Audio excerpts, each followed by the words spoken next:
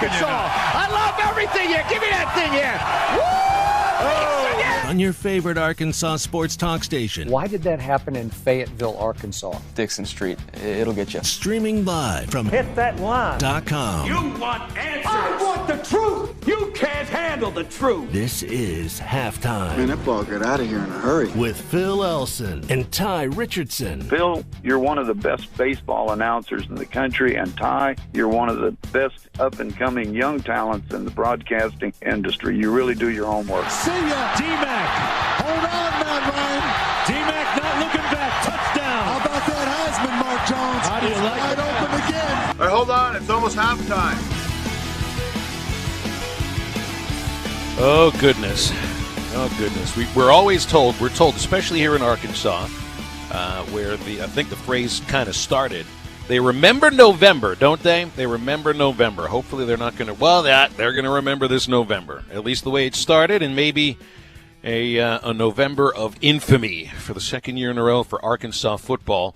It's halftime. It's a Monday. It's a beautiful day to be in the great state of Arkansas. If you'd like to get with us and voice your opinion, your disappointment, your anger, your rage, your patience, whatever it is you want to voice, 877-377-6963 is the Cherokee Casino hotline. That is good for a call or a text. Connor O'Gara joining us in hour number 2. We will talk about Arkansas, Mississippi State with Connor O'Gara. We'll also brush up on some of the other things going on across the SEC and college football in general.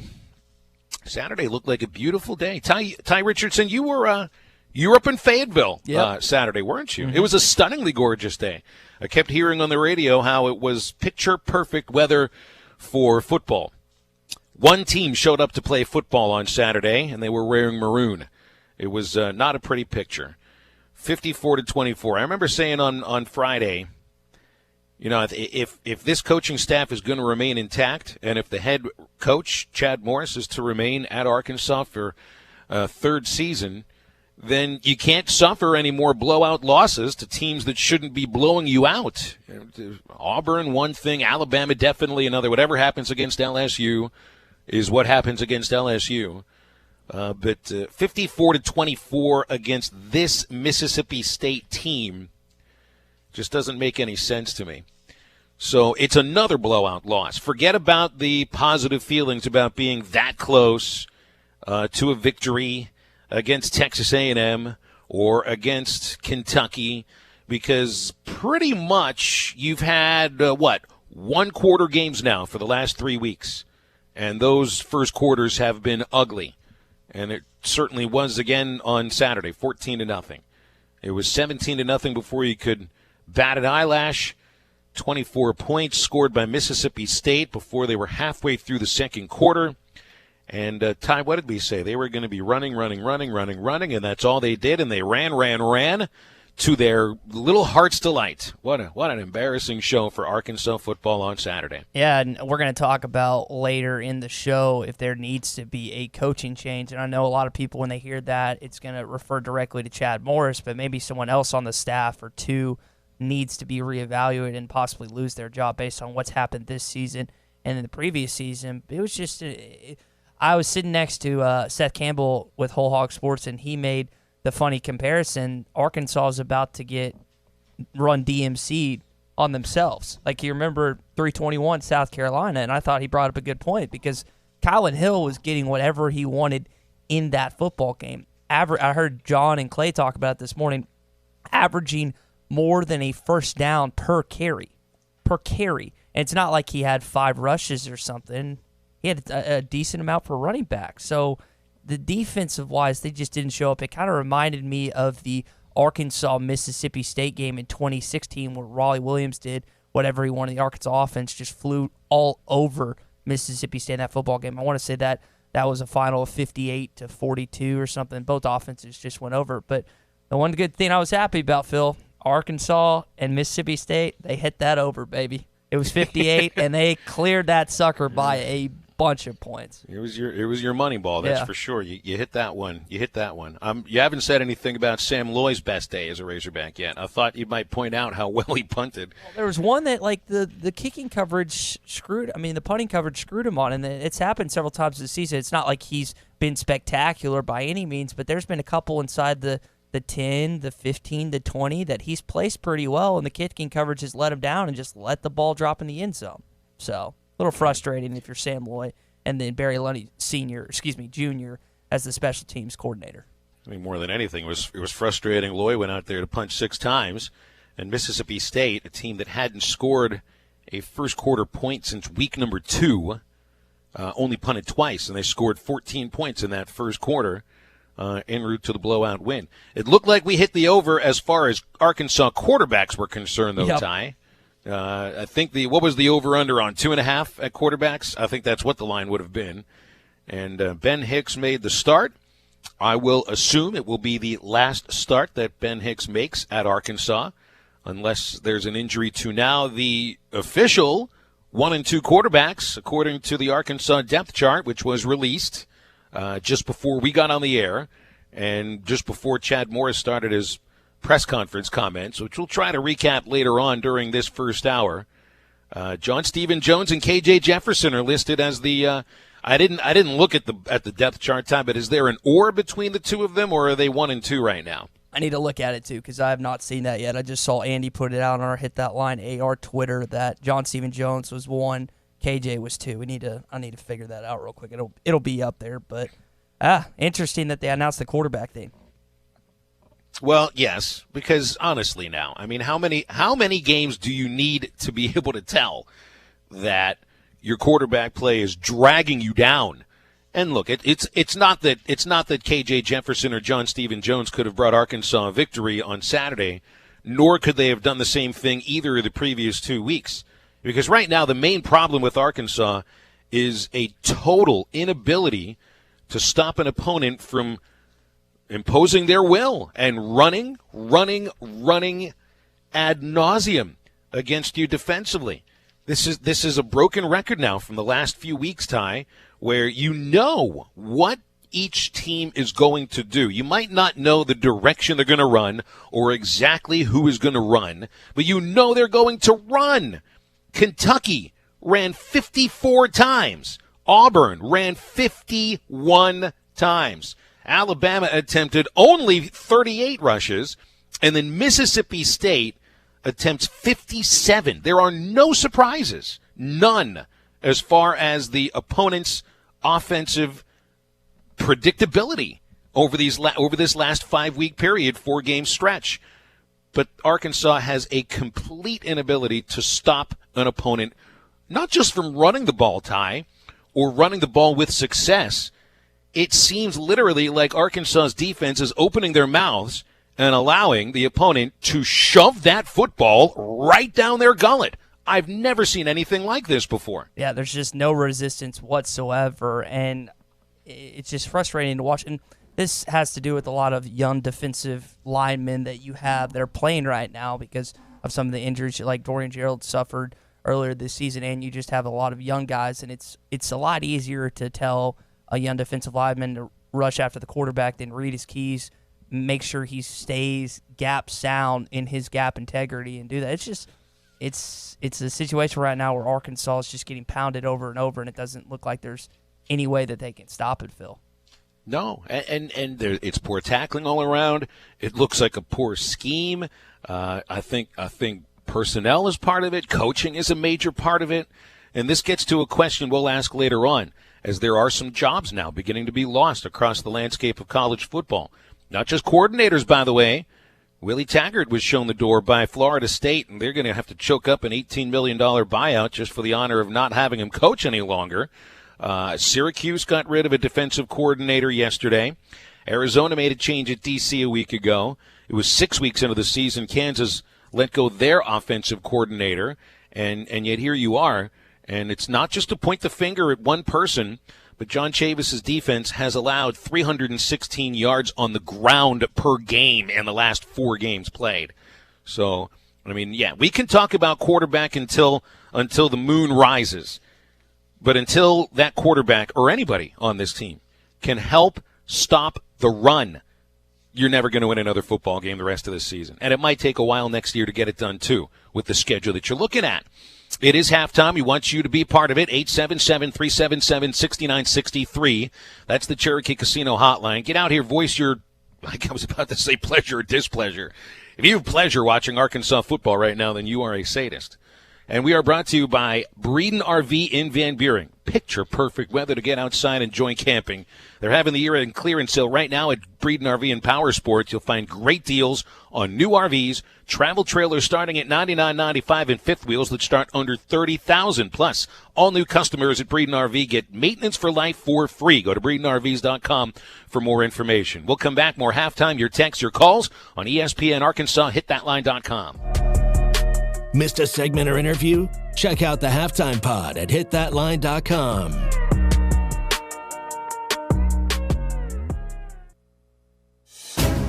This is the Morning Rush. And I think another element of it is the Arkansas Razorback football program has been spoiled. Now, just before you start freaking out, so let me explain. They've been spoiled because their past four quarterbacks essentially were fantastic quarterbacks. Ryan Mallett, Tyler Wilson, Brandon Allen, Austin Miller. You've had a good run of good quarterbacks. And the fact that you don't have one right now is really making you struggle. Don't miss the Morning Rush. Weekdays from 6 till 9. Only on ESPN 95.3.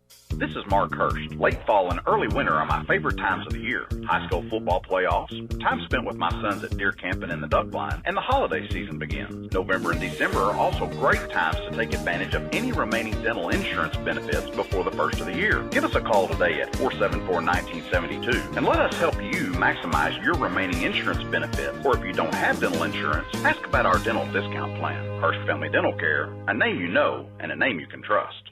Metal Mart offers high-quality prefabricated metal buildings, metal roofing, custom trim shops, carports, and more. They strive to be a company where contractors as well as do-it-yourselfers are welcome. Metal Mart assists you in calculating the materials needed to complete your project, all at a rate you can afford. They have locations in Fort Smith, Mayflower, Jonesboro, Pine Bluff, and Little Rock. Or you can find them online at metalmarts.com. Metal Mart, the right material for the right price. Sundays, Mondays, Thursdays, and Saturdays are all about football. And TGI Fridays in Fort Smith has all-day specials every game day. TGI Fridays has the game on and all your favorite beers, drinks, and appetizers, including $2 draft beers, $5 pitchers, and $3 specialty drinks. Plus delicious appetizers like loaded cheese fries, boneless wings, skillet queso, and lots more for only $5. Football, food, and fun all day long. If it's game day, it's TGI Fridays, I-540 and Rogers Avenue in Fort Smith. Spring is in the air. Not in the house, Dalton. It's okay, AJ.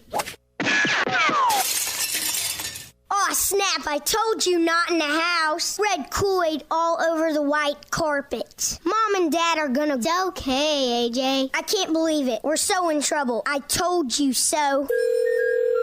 Thank you for calling Service Master Clean. This is Tanya. How can I help you? Tanya, it's Dalton. For the clean you expect and the service you deserve. Think Service Master Clean. Visit us online at smcleanonline.com. Got a mystery stain on the carpet and the kids insist they don't know what it is? Or you're just ready to give the house a good spring cleaning? Call Service Master Clean at 646-4087. Call today for spring specials. Service Master Clean. For the clean you expect and the service you deserve. It's okay, AJ. If you're a small business owner, there's no better place to find the impact hire to help your business than LinkedIn.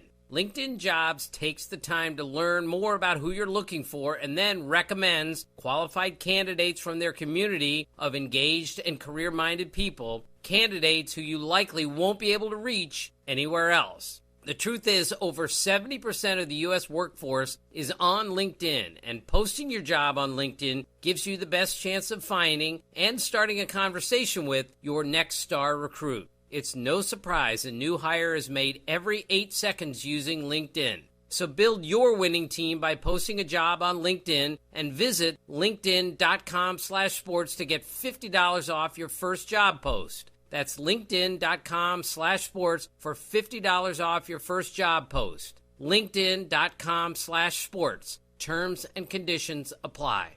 ESPN 95.3. Halftime is brought to you by Coors Light, made to chill.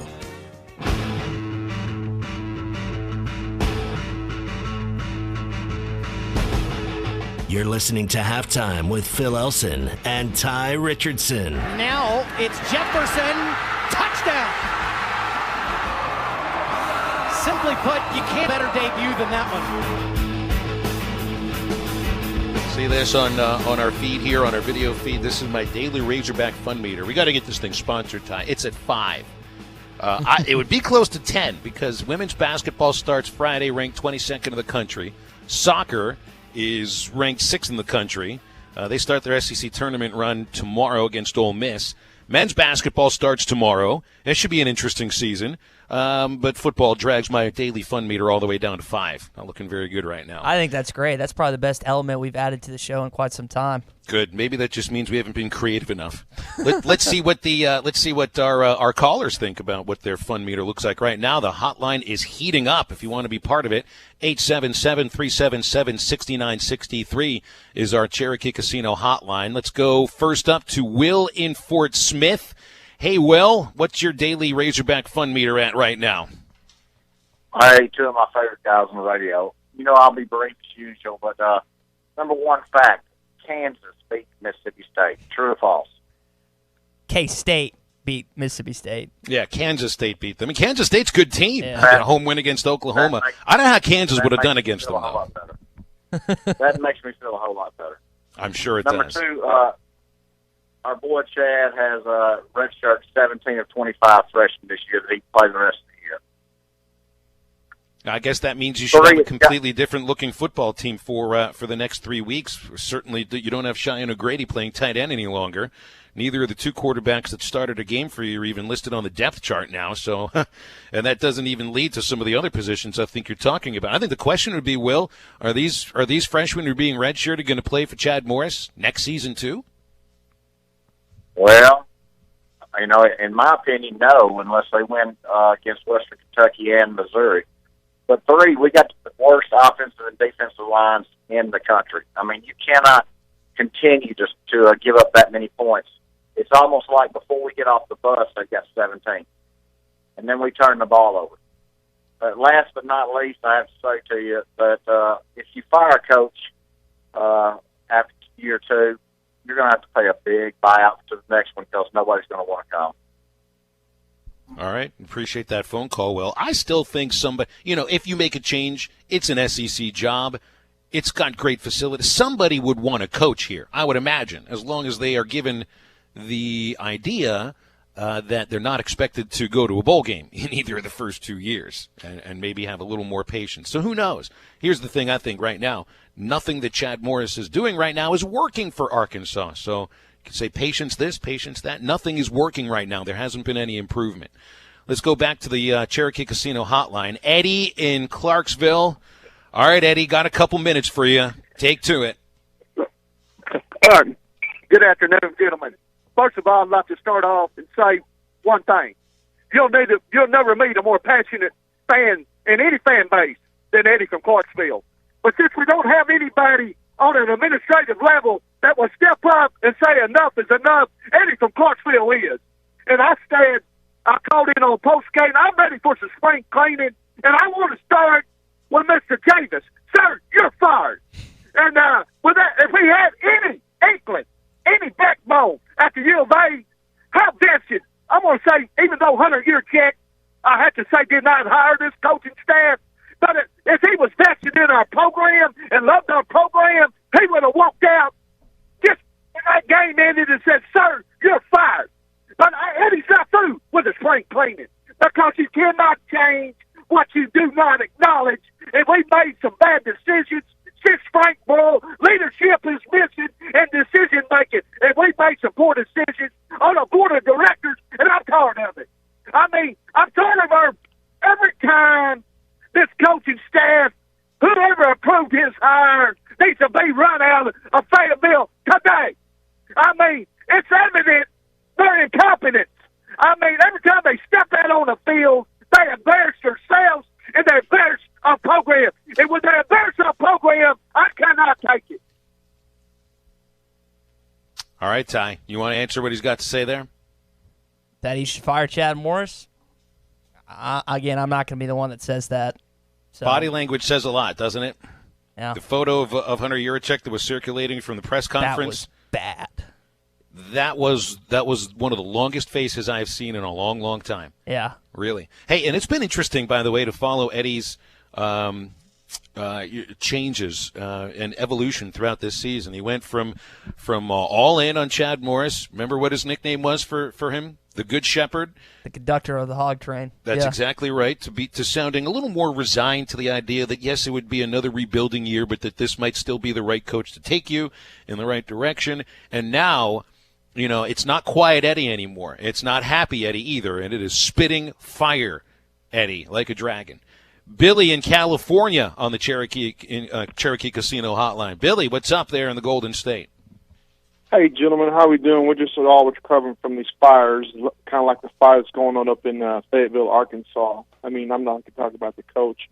I got a question for you guys. I'm like Eddie, been a long, passionate Razorback fan for over, 50 years. I'm 51. But the defense, you guys think Chad Morris is in way over his head as the coach here? Because defense is terrible, and I know he went out and said when he got hired, said he's going to hire the best defensive coordinator in America, and brought John Jefferson, and we were all kind of, now, even kind of some people are like, well, maybe, maybe he still got it, maybe he don't, and I know we got Steve Caldwell and Cooper, and they've got some pretty good assistants, but guys, I just don't, in 2 years of our defense, I haven't seen nothing. I mean, it's embarrassing. I mean, when you watch a Razorback game and you put the picture in picture and you'd rather watch another game or some other TV programs because you hate to turn on watch the Razorbacks on defense as a Razorback fan because they're probably going to get scored on. It was terrible, guys. I don't know what to say. I was like Eddie. I was on the Chad Morris hog train, and all that. I was, the Good Shepherd, willing to give a chance. I know what kind of Brett Bielema left our program, but, sometimes if it ain't working, and I'm not calling for him to be fired, maybe something, but dude, something's got to be done because we are the laughing stock of college football. We are the worst team in the SEC, period. I mean, by far. I mean, to watch us, and you guys maybe know more because I'm not here and I don't keep anything, but, Coach Morris comes on all the time and says, we've had a great week of practice. Our prep is in. We're ready to go. We're doing this. We're doing that. And then on game day, it looks terrible. And, I hope and pray that Nick Starkel and Ben Hicks don't play the rest of the year. I'm not saying that Stephen Jones or KJ Jefferson is the answer. I don't know, but goodness gracious, guys, 8-9 games into the season, if you can't figure out that the guy that's been playing your Scott King quarterback's better and the Jones kid's better than the other two guys, what are you doing as a quarterback guru? And I don't know. I'm not here. You guys there, we're all Razorback fans. We want to see them do good, but our program is I don't know what coach is ready to come in here and clean this mess up because what coach is going to leave a good program if they're winning and come to this, even though it is an SEC and Arkansas is a great program, the stadium, everything's been, done right and everything. Who's going to leave that and come into this and want to fix it? I'm not saying they're out there, but because we tried to get someone decent after I guess Brett Bielema retired, but we ended up with Coach Morris. And so I don't know the answer. I don't think anybody does, but it is very frustrating. And I'm sure you guys feel it. And I hear you and Ty talk about it every day, but something's got to be done with our program, guys. But listen, I appreciate and I get to listen to you guys when I can. And Bill, I sure enjoy listening to you baseball, man. I know every time baseball's on, I don't listen to the guys. I listen to you and you on the radio because it's still a lot more enjoyable. But you guys have a good one, man. Thank you. Well, I appreciate that very much, Billy. Thanks so much for the call and 3 minutes of well-reasoned arguments about why Arkansas football is so mind-numbingly frustrating right now. And yes, so by the way, it is 102 days before Arkansas opens up the 2020 baseball season against Eastern Illinois. If you're looking for better things to root for right now, some breaking news coming from Chad Morris's press conference. Ty, you've got something to say here. Yeah, let's get our typical thing going. If it'll play. There it is. There it goes. Breaking news. So Cheyenne O'Grady didn't play on Saturday. Ty, doesn't look like he's going to play again for Arkansas. Yeah, according to Chad Morris, who just spoke to this, that it's better. They have mutually decided that it will be better for CJ to step away from the football team. So that is, and the other big news, John Stephen Jones, he's your starter against Western Kentucky. So the big two biggest news tidbits out of the press conference so far is that John Stephen Jones will be the starter against Western Kentucky, and Cheyenne O'Grady is stepping away from the football team, and doesn't look like he'll be back anytime soon, or this season, for that matter. Yeah, he's not going. He's done. He's no longer a Razorback. He will not play football at Arkansas, and whatever it is that happened here for him to earn the suspension for this past homecoming game, which it now leads to the end of his college playing career. You feel as if O'Grady has cost himself some money at the next level, because physically, talent-wise, that's a guy that could play in the NFL. We've seen many reasons when. As effective as he's been this year with this offense, with these quarterbacks for these last 2 years, and for him to be as good as he's been, this is somebody that could perform on Sundays. But now our NFL team's going to take a chance on him because that's what he is. He is a big risk at the next level, huge risk. Oh, the texts keep coming in. The calls keep coming in. 877-377-6963 is our Cherokee Casino hotline. Get with us.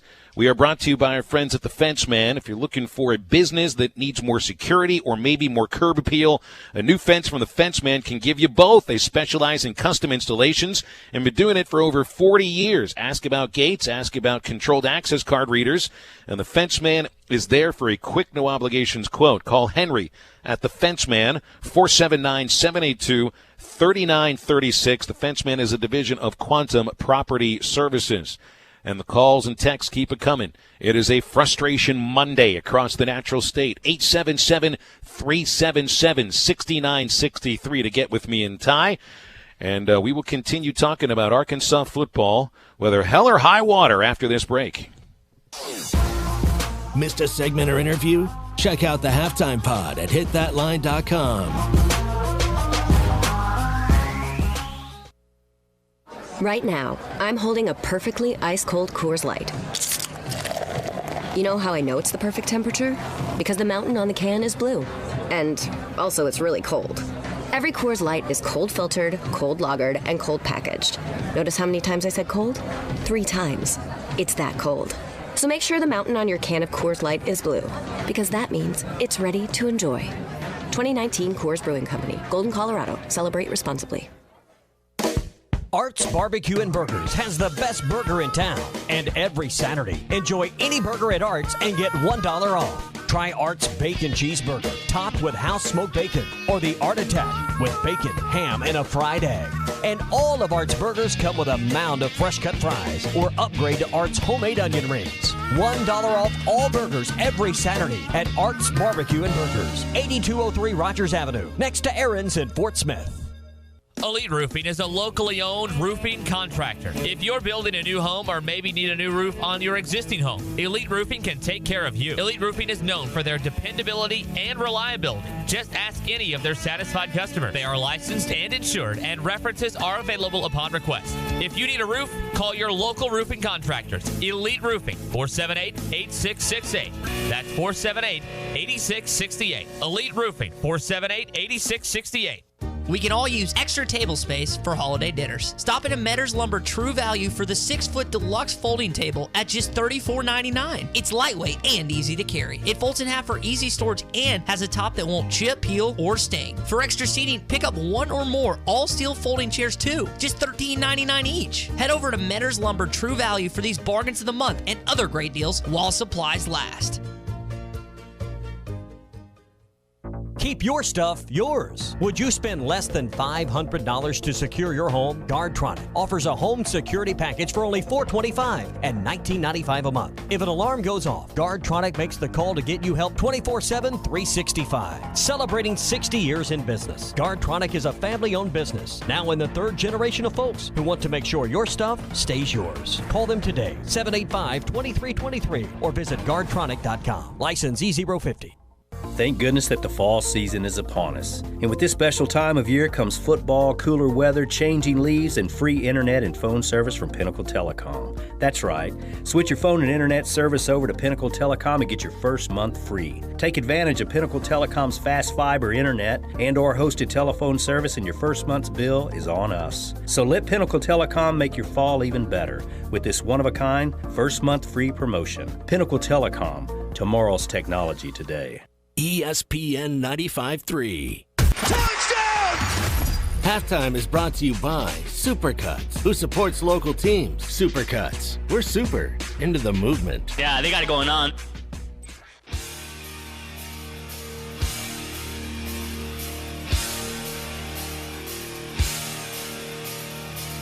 You're listening to Halftime with Phil Elson and Ty Richardson. Keeps it himself, taking off and taking on Murphy, and runs all the way up past the 45-yard line.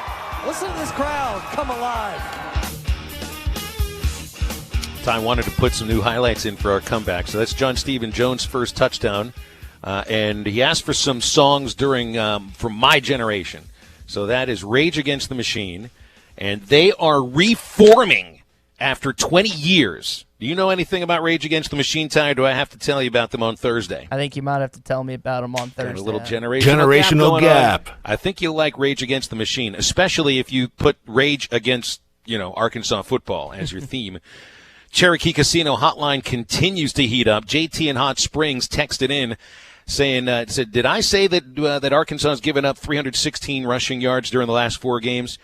JT, that's on average. That is an average of 316.75 yards per game over the last 4 games. And so he goes on to say, if that's the truth, why has John Chavis not been let go, or has he not resigned? Ezel in Jonesboro says quarterbacks will never be able to stop the opponent's offense. No kidding. But a coach can shorten the game by playing the right QB. Hey, the right QB might have helped Arkansas hold the ball for longer than 19 minutes and 51 seconds. I don't know if I've seen a quite as dominant a possession time as this. Mississippi State held for 40 minutes and 9 seconds. Arkansas had the ball for just 19 minutes and 51 seconds. Maybe the right quarterback would have led to more than just 10 total first downs. And you couldn't even count the first downs on your one hand during the first half. Doug in Mountain Home. The new depth chart that was released puts an extra 10,000 fans in the seats for Saturday over what it would have been. But he's going to be deer hunting. So do you think that's true, Ty? Do you think a change of quarterback is going to actually get a few extra people into the seats against a non-conference team? Yeah, you just mentioned Tommy was talking about the opening of modern gun season begins this weekend. So that is going to impact a fan attendance and also people watching the game. I think if KJ Jefferson was named the starter today instead of John Stephen Jones, I don't know if 10,000 people more would show up, but I definitely think would have more of an impact. And I think people will be excited to see John Stephen Jones start, but it just doesn't have the same impact as if KJ Jefferson was named the starter, Phil. More texts on the Cherokee Casino hotline. JW in Hot Springs Village. It's not loading up, unfortunately, so I can't read that text. These things have to actually load up in order for it to work very much. I got you. All right, so he said, I texted him my first game on Saturday since the Petrino era. Most of my games were under Nunn Petrino, and this was also my 5-year-old son's first game. He still enjoyed the atmosphere, but let's see. The stadium has really changed. You've been to more games in the present. What's your opinion on that? Obviously, having large crowds will help, but it's not the same if it was to me. I think the crowd impact, Phil, is a massive deal of what used to make Razorback games fun. I mean, you think about the intensity of some of the games where Greg McElroy always talks about the loudest venue he's ever played in is Donald W. Reynolds Razorback Stadium, 2010 Alabama, Arkansas. I mean, there have been some wild finishes in Razorback Stadium, and of course you're going to have a better atmosphere if there's more people. There's no question about it. All right, let's get to some phone calls here. Cherokee Casino hotlines 877-377-6963. We'll get back to the texts in a moment. But Robert in Fort Smith has been holding for a while. Hey, Robert, how you doing? Hey, guys, real quick, I think Yurichek, look, he's going to have a bigger problem, too, besides just firing Morris with the executives of the sponsorships in that stadium. I was there Saturday, and, those people, those are business people. They don't care about football. They care about bottom line numbers. And if we're going to, it's like if I'm a Pepsi, Coke man, I need to make $300,000 and I'm not making it, I'm going to come at the AD at the end of the year and go, you better figure out how to get people in here or I'm going to have to pull my product because I can't keep taking hits like this. And so I just want to see what y'all's thoughts are on some of that.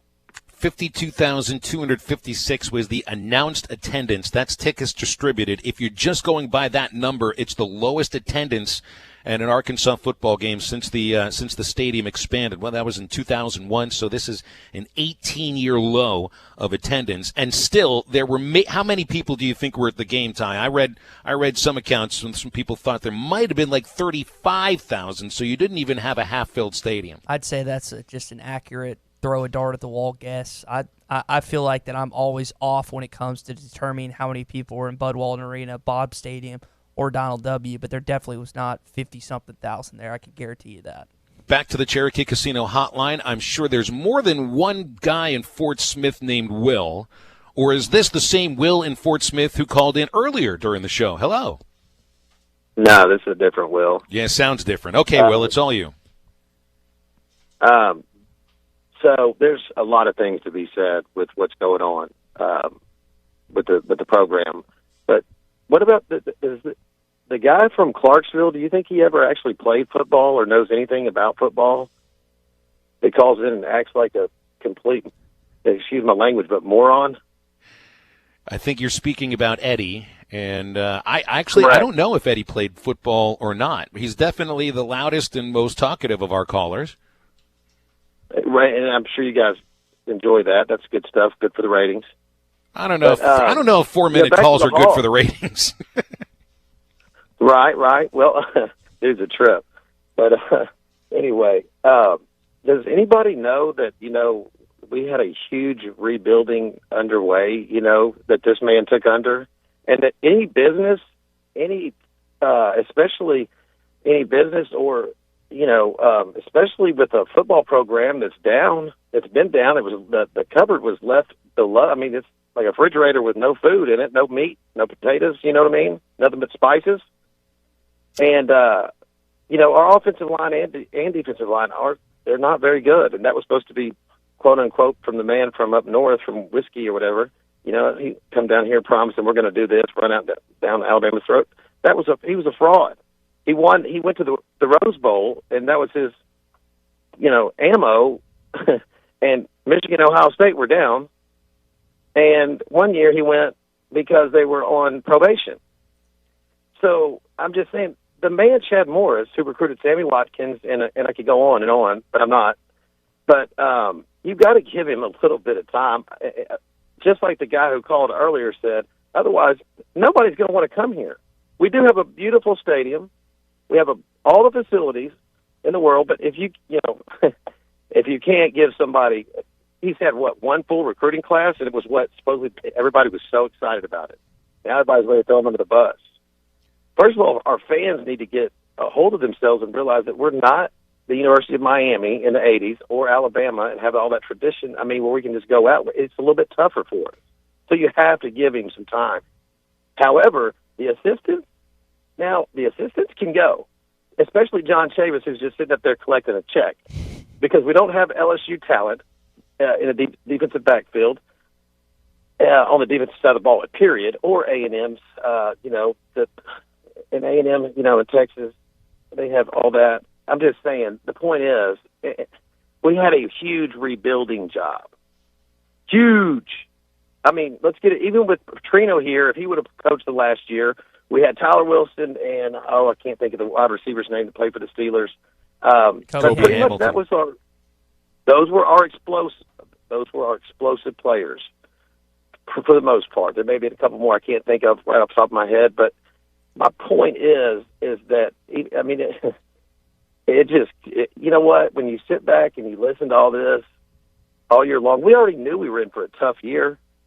So who cares that we're not going to a bowl? It was a rebuilding year. Will, I got to cut you off because we're coming up against the break here. I want to tell you, though, that you make some really good points, and the one that's at the top of the list for me is if Chad Morris continues to talk about we've got to hold people accountable, sooner or later you have to keep your own staff accountable for the shortcomings, and if Chad Morris is going to get a third season here, and you make good points for why, whatever he inherited, how you project yourself to the country, and the way that you either, have a cycle of coaches coming in, and you don't want to look just like a place that's got a revolving door, but he's got to hold somebody accountable for an inability to stop opposing offenses. He's got to hold his coordinators accountable. You're starting to see coordinators be held accountable across the country. And I think that you make a very good point about the coordinators and where they may fit into this program moving forward. And there's no doubt about it. Whether it happens within the next 3 weeks or once the season is done, there will be major changes on this coaching staff. Wow, we continue to just light up the phone lines. Cherokee Casino hotline is 877-377-6963. Ty, it seems we got some angry fans. This is the angriest I've felt the fan base since we started doing this show. Yeah, no question about it. And we've been stacked to the gills up on texts and phones on the Cherokee Casino hotline. Keep them coming, y'all. Keep them coming. Well, by the way, on Wednesday, Chuck Barrett is going to be speaking at the Fort Smith Razorback Club. It's at the Hardscrabble Country Club, Wednesday, 11:45 in the morning, just $25. I wonder what Chuck's going to talk about more, football or basketball. At least he'll have a basketball game from the night before to talk to. We'll continue with your calls and your texts as halftime continues on a beautiful or ugly Monday, whichever way you want to look at it, so stay tuned. Missed a segment or interview? Check out the Halftime Pod at hitthatline.com.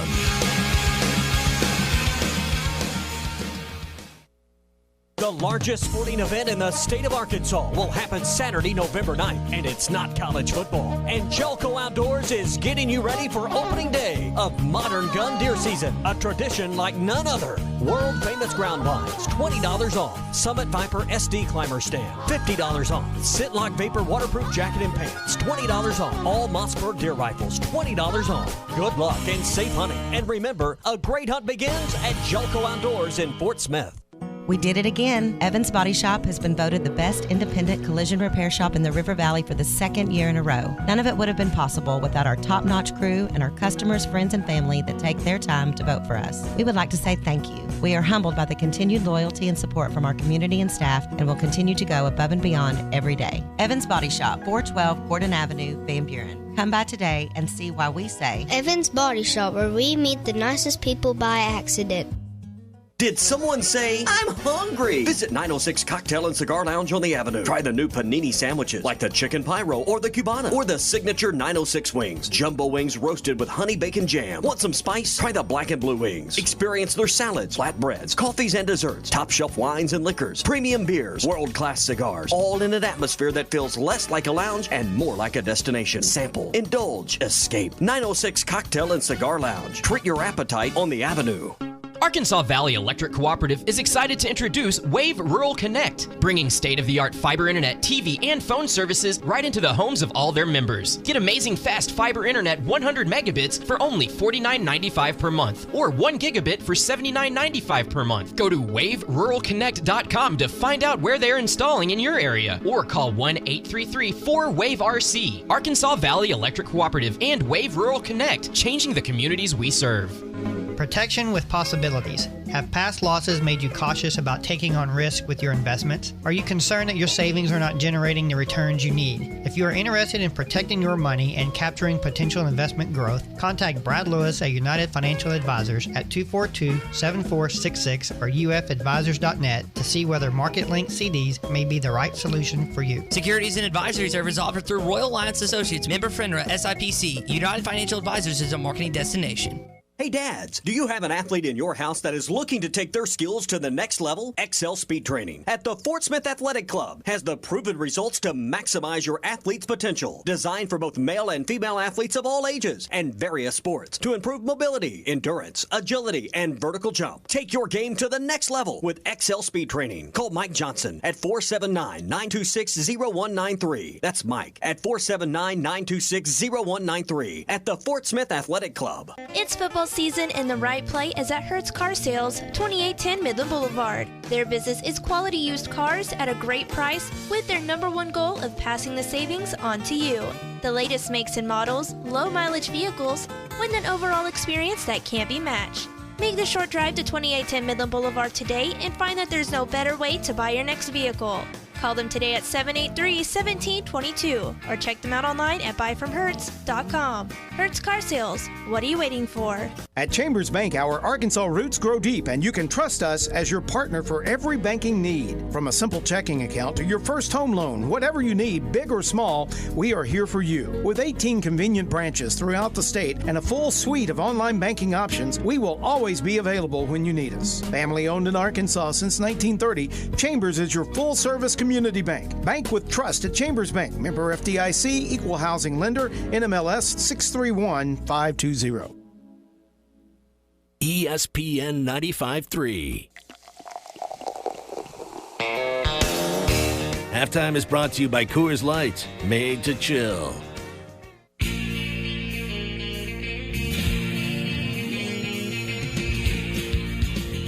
You're listening to Halftime with Phil Elson and Ty Richardson. Lou Holtz, Mark May, number 5. You better look at him a little closer. He's a football player. Got that wood right here.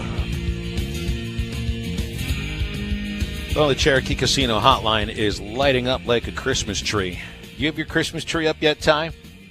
I walked into Walmart today, and I noticed they already had Christmas sweaters and all the Christmas garb up. I guess it used to be the Black Friday, and then it's transitioned to after October, right. Halloween.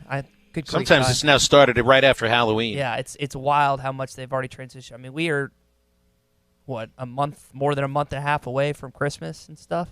Right, and this year Hanukkah falls right on Christmas, so it becomes a Christmaka or a Hanukkah mess, whichever way you want to put it. Christmaka. I noticed yours. Is that old church league basketball shirt? Is that what that is? This is a soccer team from Brooklyn. A Jewish soccer team circa 1929. Okay, I was wondering. I didn't know that was really a thing. 1929. Ebbets Field Flannels makes all those baseball tees I always wear? This is the same company, Ebbets Field. Ebbets Field, they're not a sponsor. Is it okay if I let people know? Ebbets.com. It's pretty much the only clothing I wear. Where you get your shirts. I didn't even realize that Comrex made a Christmas tree. That's what our phone line is right now, and it's heating up. Cherokee Casino hotline open for you, 877-377-6963 as we go back to the phones. And Jared in Russellville is next on Halftime. Hey, Jared, what's up? Hey, guys. First-time caller. Enjoy your show. Ty, you do a great job. Phil, I've always enjoyed listening to you on the radio. Called the Hogs. You do a great job broadcasting each baseball game. I appreciate what you guys do. Thank you. I want to dive into a little discussion about Chad Morris. I've heard just some reports or whatever, but if these are true, I've lost some respect for him. If your best player comes to you and asks you, and most of the time in football and any sport, if your best player comes up and talks to you about something, gives you some advice, you normally listen to it pretty well and take it at least into advisement. But you don't suspend it, obviously. But if CJ came up to him and asked him if he thought it would be okay for KJ to start last weekend, and that's the reason why he's suspended, like I've read some reports about, is that true? Or if that's the truth, then that's ridiculous. I mean, Jared, I can't speak to the truth of what you might have read from Andy Hodges that hit that line, which is, I'm assuming that's where you're coming from with this with the talk of C.J. O'Grady maybe going to Chad Morris and complaining about who he's starting at quarterback. I don't know the veracity of that. I don't know if it's just opinion from Andy or if he's just formulating a situation that may have happened. But that's the thing that a columnist can do sometimes. And I think in this case, I don't know if Andy is writing as a cold, hard journalist. I think he's writing more as an opinion columnist. Oh, I got you. Well, with that being said, either way, I know CJ's had his ups and downs, but I know that him being there on Saturday wouldn't have made that big a difference because he can't tackle anybody, obviously. Unfortunately, the tight ends become tacklers with all the turnovers, especially the interceptions. That's true. That's true too. But that to me is worrisome because so this upcoming week, is this going to be the 6th or 7th starter in 22 games? Oh goodness! No, I think that would be the 6th because you had Connor Nolan start one game last year. Cole Kelly and Ty Story started the others. Hicks and Starkle have each started a game this season. Well, more than just one, and so that would be the 6th.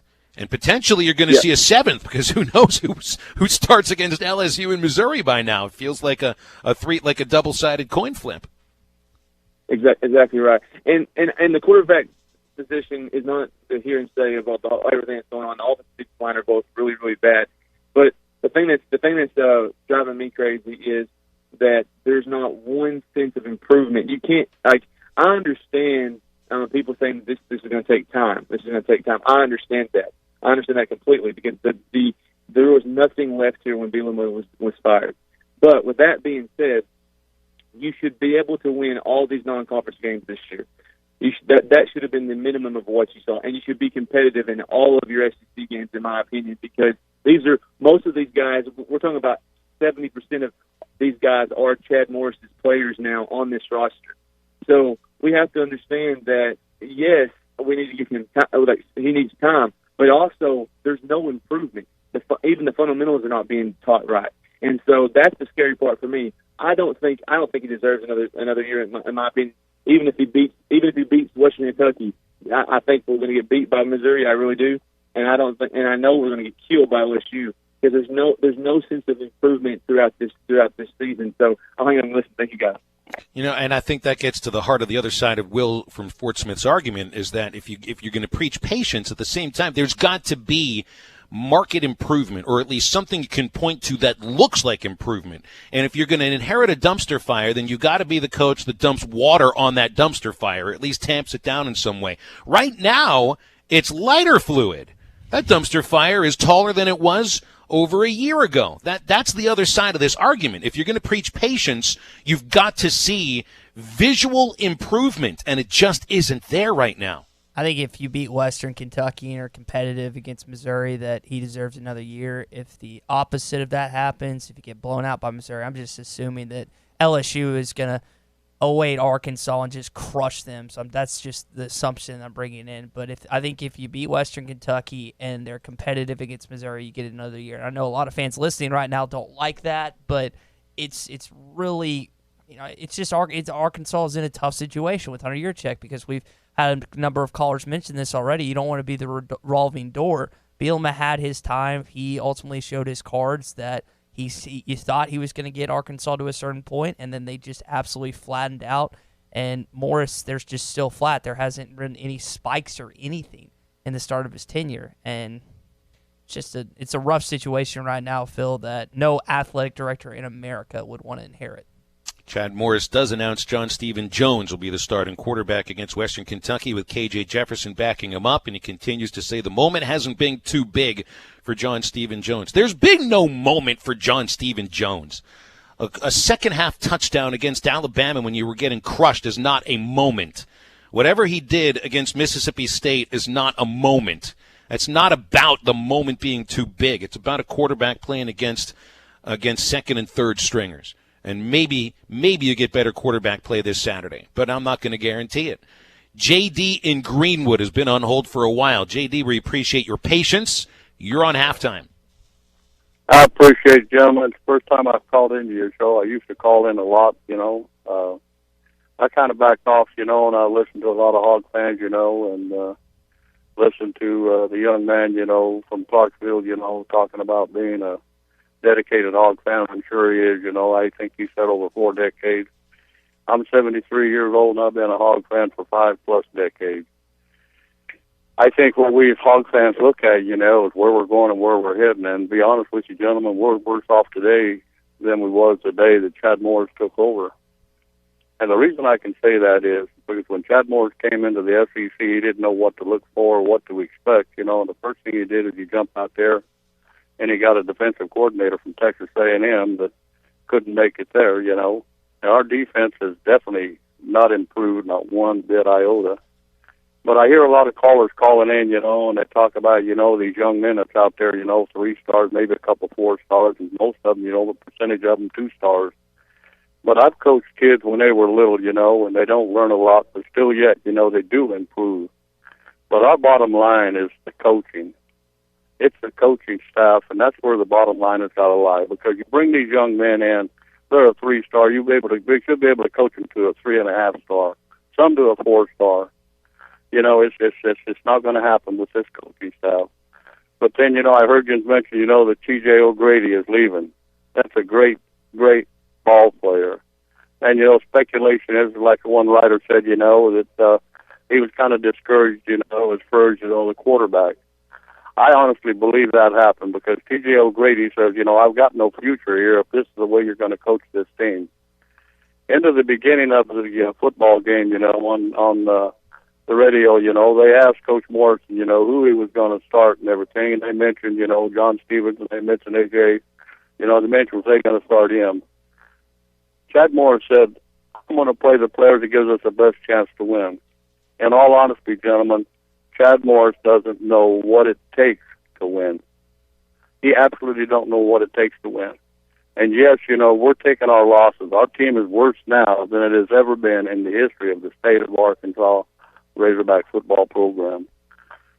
He has to go. Another year is only going to demise us further on down the line. And so Hunter Hurtak has got to step in there and say, no more. I think I just heard, the point spread, between Western Kentucky at 2.5 points. Yes. It's unbelievable at 2.5 points, and honestly, I don't know if we can win that game. I really don't know if we can win that game. You just mentioned John Stevens, coming out there, to quarterback, and you did say it right, He was up there playing against third-string players, which not no improvement. You got a quarterback there that could be the future of Arkansas, and he is being put on the bench as a backup quarterback.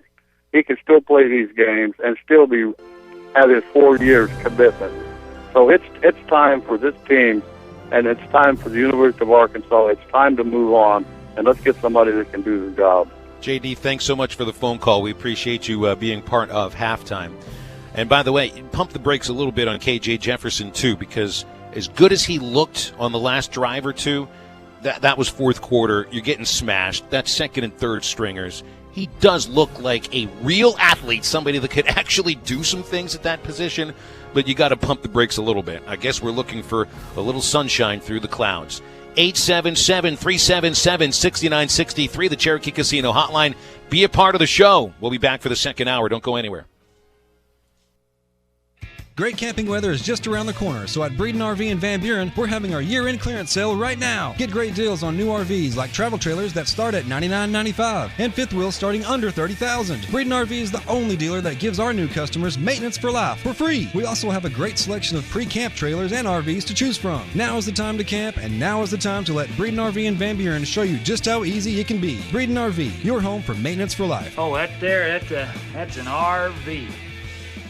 Whether it's a car accident, storm damage, or a fire, when the unthinkable happens, it doesn't matter if you save money in 15 minutes. In this moment, it doesn't matter if your neighbor has the same insurance you do. In this moment, what matters is that your independent insurance agent and the company that stands behind them have you covered. Auto Owners Insurance, the no-problem people. Call Kohler & Green Insurance in Fort Smith, 484-9888, and in Van Buren, 474-9888, and online at kohlergreen.com. This time of year is hectic, and we know you have things to do and places to be. Southern Tire Mart can help you get there and save you money on America's most trusted brands like Michelin and B.F. Goodrich. Take advantage of our $29.95 oil change, which includes a 27-point vehicle inspection. Come see us at Southern Tire Mart just off I-540 at exit 14 in Fort Smith today for quality Michelin and B.F. Goodrich tires and the best-in-class service. Get where you need to be with Michelin, B.F. Goodrich, and Southern Tire Mart. Joe's Grill and Cantina is the only place to watch the Hogs. Watch every game at Joe's. Enjoy half-price apps and taps during the game. And with TVs all around the restaurant, you'll have a front row seat. Half-price appetizers like brisket nachos, Mexican pizza, 10-layer dip, or Joe's humongous sampler platter. All half price. And all beers on tap are half price. Watch every Hog game at Joe's. Half-price apps and taps during every Hog game at Joe's Grill and Cantina. 3400 South 74th Street across from Harps. Barley is the soul of Budweiser. That's why we've been working with the same family-owned American farms for more than 50 years to harvest it. The secrets to growing this grain perfectly have been passed down through 3 generations. For them, it's a legacy. And it's why only the best barley and locally sourced ingredients are used to make Budweiser. Budweiser is proudly raised across America. This Bud's from our barley farmers. This Bud's for you. Enjoy responsibly. Budweiser Beer, Anheuser-Busch, St. Louis, Missouri.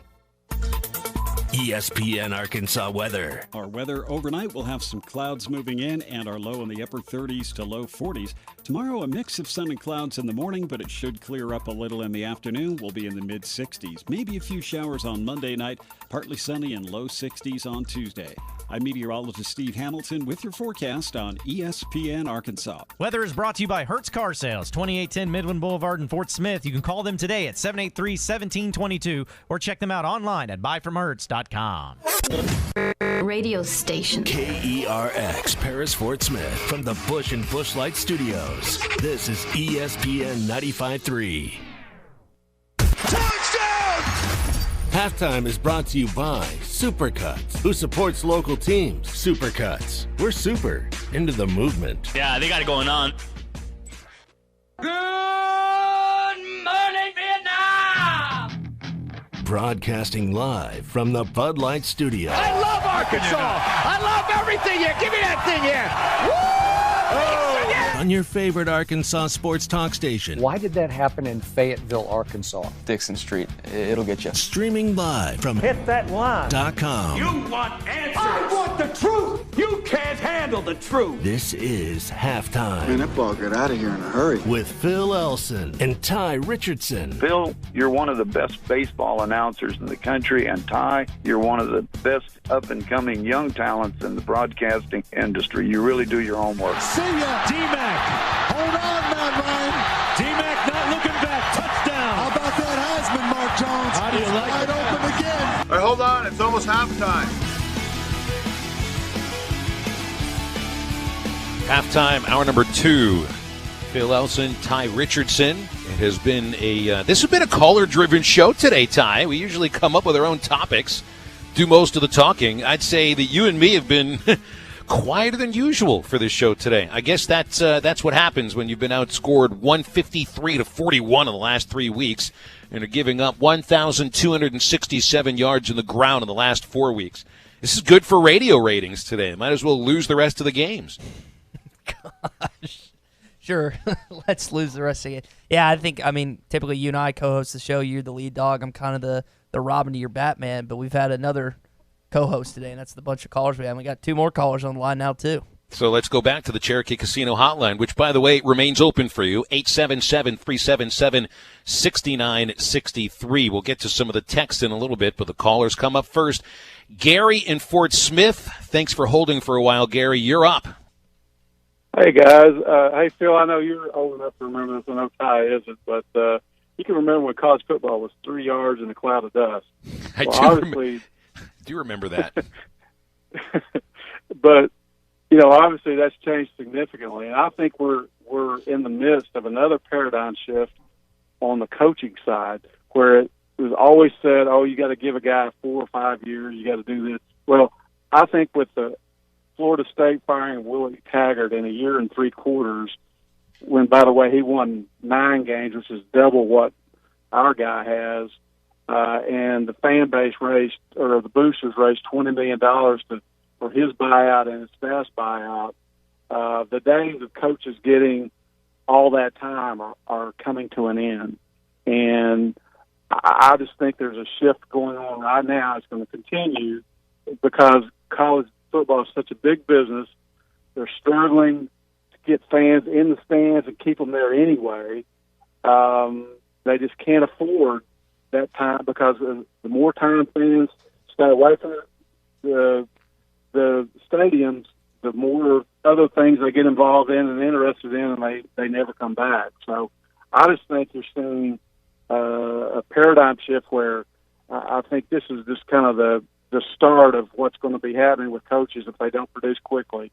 And with the transfer portal, I think it's imperative that you get a coach like Coach Muss on the basketball side that uses every thing that's available to him to get the team improved quickly. And I see that as something that's going forward is going to happen more and more.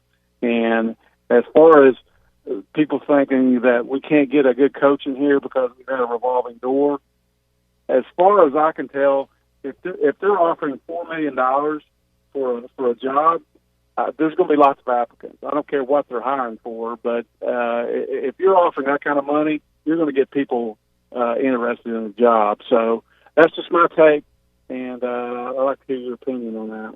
I guess it's just a matter of where you're looking. I mean, if like last year, or 2 years ago, if you're going to try to get Gus Malzahn and he ends up using you as a pawn to get more money from the Auburn Board of Trustees. So, I mean, then you're trying to get a coach to make a lateral move. And right now, Arkansas is not the sort of program that can just peel a coach away from another program that's playing in the same division as them, or maybe even as another Power 5 school. The hire of Brett Bielema looked like a very good hire with all he had done at Wisconsin. And I mean, you could say this and that about the trips they took to the Rose Bowl for not really being Big Ten champs. He was a successful coach at Wisconsin. Couldn't get it done here at Arkansas because of pissing off Texas, trying to out Alabama when that doesn't really work here. Chad Morris is a whole different thing. A guy that had only been a head coach for 3 years, had been a coordinator and a good one at a couple of programs, but taking a step up to Power 5 and the SEC West. This is really where you are tested. And as of right now, no matter what he inherited or not, he's not passing the test as a Power 5 coach. And that's what faces Hunter Yurachek and the Board of Trustees if a change was to happen at some point this season or at the end of the season or moving forward. You tried with a guy in Brett Bielema that had all the credentials backing him up. And then you tried with an up-and-comer of Chad Morris, and that has not worked so far. So what route do you go?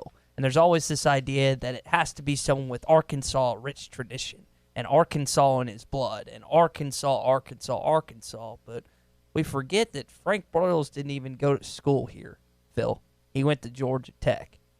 Like that's this whole thing. You've got to have a connection to Arkansas to be part of the Hogs. It's so overdone. And but we'll have callers, we'll have texters on the Cherokee Casino hotline that will always voice their opinion about that.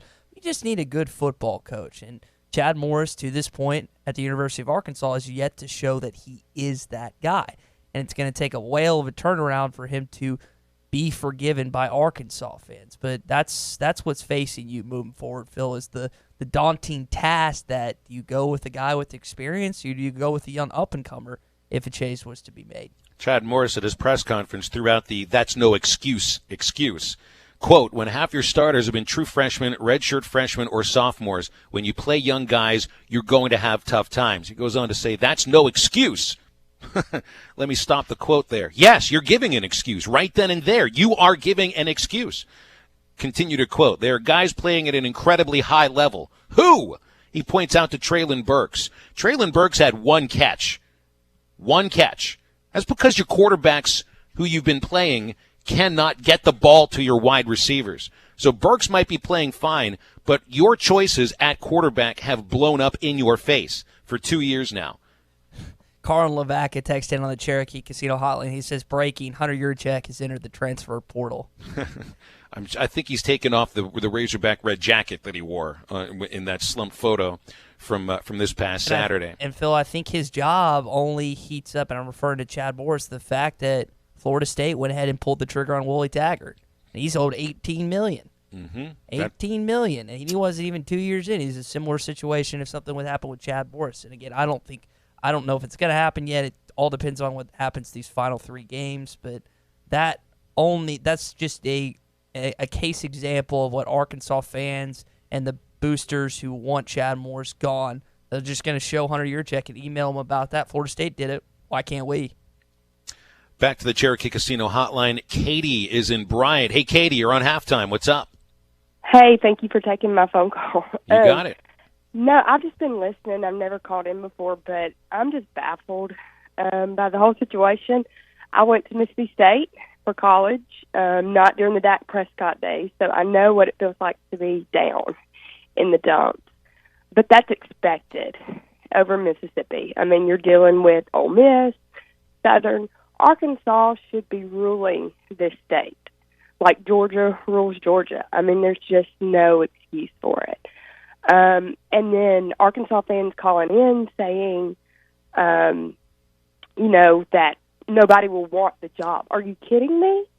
Arkansas has some of the best boosters. The money is so there for them to let Morris go. And I think people around the country will forgive Arkansas for letting him go, just like y'all talked about. There's been no progression with him. None. Well, and to your point, Katie, there's got to be an understanding, I guess, by the people that are doing the hiring that you're bringing somebody in with expectations. That if you're at least not going to win a lot of games, that you're going to show visual evidence of progress, of getting better, and it's just not there right now. No, and it's not, like I said, I grew up in Arkansas. I mean, we remember the good days with McFadden and Jones and all of them. And yes, we're going to have bad seasons, but not like this. This is something that I would expect from Mississippi State and not Arkansas. Appreciate the phone call, Katie. Thank you so much. And look, the SEC is the big leagues of college football. The SEC West is like the American League East in Major League Baseball. There are competitive coaches who will want to be a part of it, that will want to try their hand at knocking off Nick Saban, at knocking off LSU. This is where you want to be. If you're a head coach in college football, the SEC West is the place. The money is there, the exposure is there, and maybe there'll be a job there for you sometime soon. Halftime brought to you by Breeden RV and Power Sports in Van Buren. The year-end clearance sale is continuing right now. You'll find great deals on new RVs, travel trailers starting at $99.95, plus fifth wheels that start under $30,000. Of course, all new customers at Breeden RV and Power Sports get maintenance for life for free. That's Breeden RV in Van Buren. Go to BreedenRVs.com for more information. Your calls and texts continue on the Cherokee Casino hotline, 877-377-6963. Don't go anywhere. We are right back. Missed a segment or interview? Check out the Halftime Pod at hitthatline.com.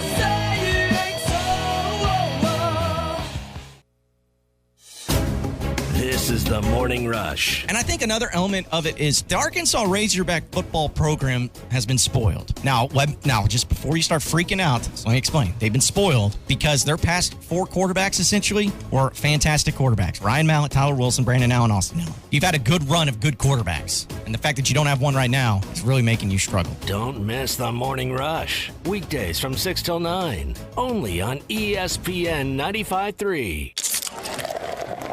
Do you hear that Coors Light being poured? It's the perfect temperature. How can I tell just based on the sound? I can't. But I can see that the mountain on the can is blue. And when the mountain is blue, your Coors Light is perfectly cold. Coors Light is cold lagered for a crisper taste, cold filtered for brightness and clarity, and cold packaged for peak refreshment. Doesn't that sound good? 2019 Coors Brewing Company, Golden, Colorado. Celebrate responsibly. The best TV experience in the nation is available locally with personal service from WOW World of Wireless, your neighborhood professional Dish authorized retailer. Dish has the Hopper 3, the most advanced DVR, and delivers a premium viewing experience. Tired of running out of DVR space? With the Hopper 3, you can record up to 2,000 hours of your favorite programming and watch your very own favorite channels and DVR recording anywhere you go on your phone or tablet. Call now, WOW World of Wireless at 877-305-DISH. That's 877-305-3474 for more details. Or stop by our location at the corner of Phoenix and Rogers Avenue in Fort Smith, or visit us online at shopwownow.com. Get the Hopper 3 today by calling WOW World of Wireless at 877-305-DISH. That's 877-305-3474. Or online at shopwownow.com. Monthly equipment fees and other restrictions apply. Recording hours vary. 2,000 hours based on SD programming. Remote viewing requires internet connection and compatible mobile device. Eagle Crest Golf Course is open, and winter rates are now in effect. Just $35 to enjoy Eagle Crest Golf Course, card included. Winter rates are back, and Eagle Crest is ready for you. Lush zoysia fairways, beautiful bent grass greens, and the best views in the River Valley. Just $35, card included. So get your golf buddies together and head to Eagle Crest Golf Course. Winter rates just $35. Eagle Crest Golf Course, Highway 64, just east of Alma. Full-time farmers, hobby farmers, and landowners, your time is important. Make the most out of that time with a brand new Branson tractor from Bush Machine and Tractor in Fort Smith. With tractors from 19 to 105 horsepower, we have a tractor that will fit your needs. Ask Bush Machine and Tractor about their special financing options and free loader rebates. Bush Machine and Tractor in Fort Smith is Arkansas's #1 Branson dealer. Check their inventory at bushtractor.com. Your fence is more than a decoration. It's a reflection of its owner. Choosing a fence company should be done with integrity and quality in mind. The Fence Man has been providing fencing and security solutions for over 40 years. An in-house custom iron and gate department, plus an access control department. The Fence Man offers services other companies aren't equipped to do. The Fence Man, fencing and security solutions to protect what matters most. 479-782-3936 or online at thefencemancompany.com, a division of Quantum Property Services. Fall is here, and at Frankbro Furniture in November, now is the time to buy. Come in and take advantage of our many made-in-the-USA products. Lift chairs, we have them. Sectionals, reclining sofas, and loves, we have them. Bedroom furniture and mattresses, we have them. We also carry a variety of appliances and TVs. In November, come in and receive 10% off on any purchase. Ask us about our financing programs. We have several options that will meet your needs. Only at Frankbro Furniture. Best seats in the house. ESPN 95.3. Halftime is brought to you by Coors Light, made to chill.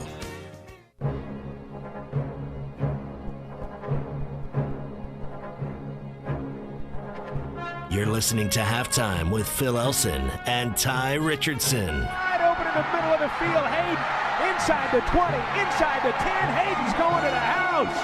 The Hogs ran it right up the middle. Nobody was there. 38 yards. And the Hogs are a PAT away from tying this one up. Changes abounding at Arkansas football. Not on the coaching staff, not yet, but at quarterback, John Stephen Jones will make his first start. Redshirt freshman will get the nod against Western Kentucky. KJ Jefferson will be the backup. And so conceivably, no more Ben Hicks and no more Nick Starkel. You wonder if Starkel will stick around for another year, even after what happened here. Ty Richardson in the studios, Phil Elson here.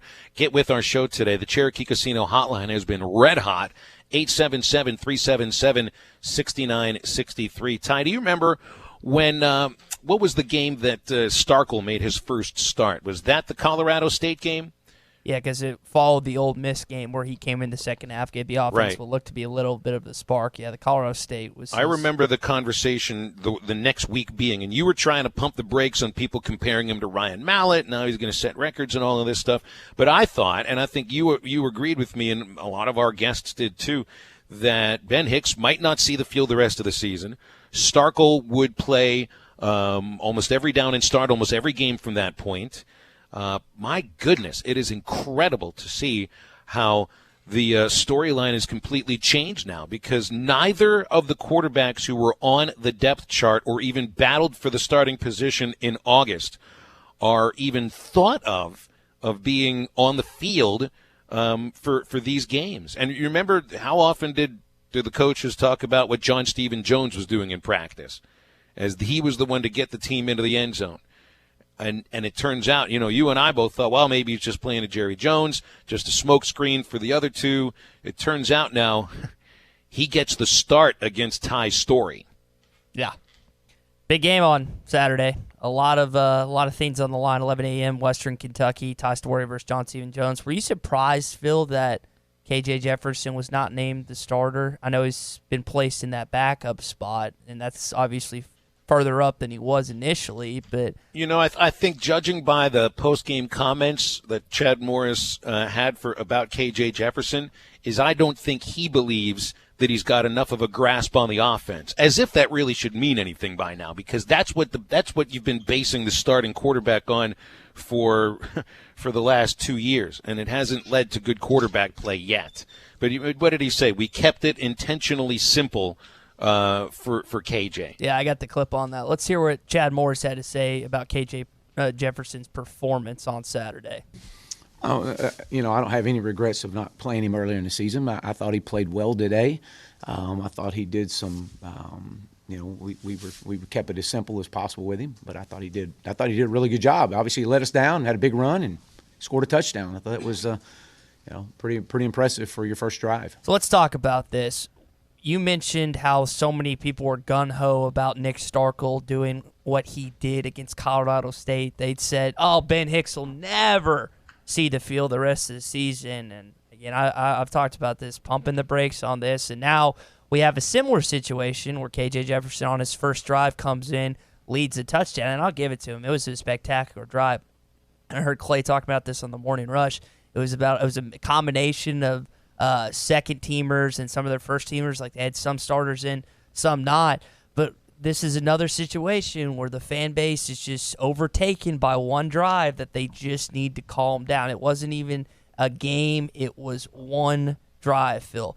Fans are just looking for something to hold on to as far as quarterback play is concerned. Just Listen, something positive amongst this terrible quarterback play of 2 years. And I'll get it. And the best reference that I have, especially in an Arkansas uniform for you guys, would be Mitch Mustang in 2006. Everyone remembers that initial drive that he led down the field against the Trojans, who definitely did not have their first teamers down there, did throw a pick also in that game.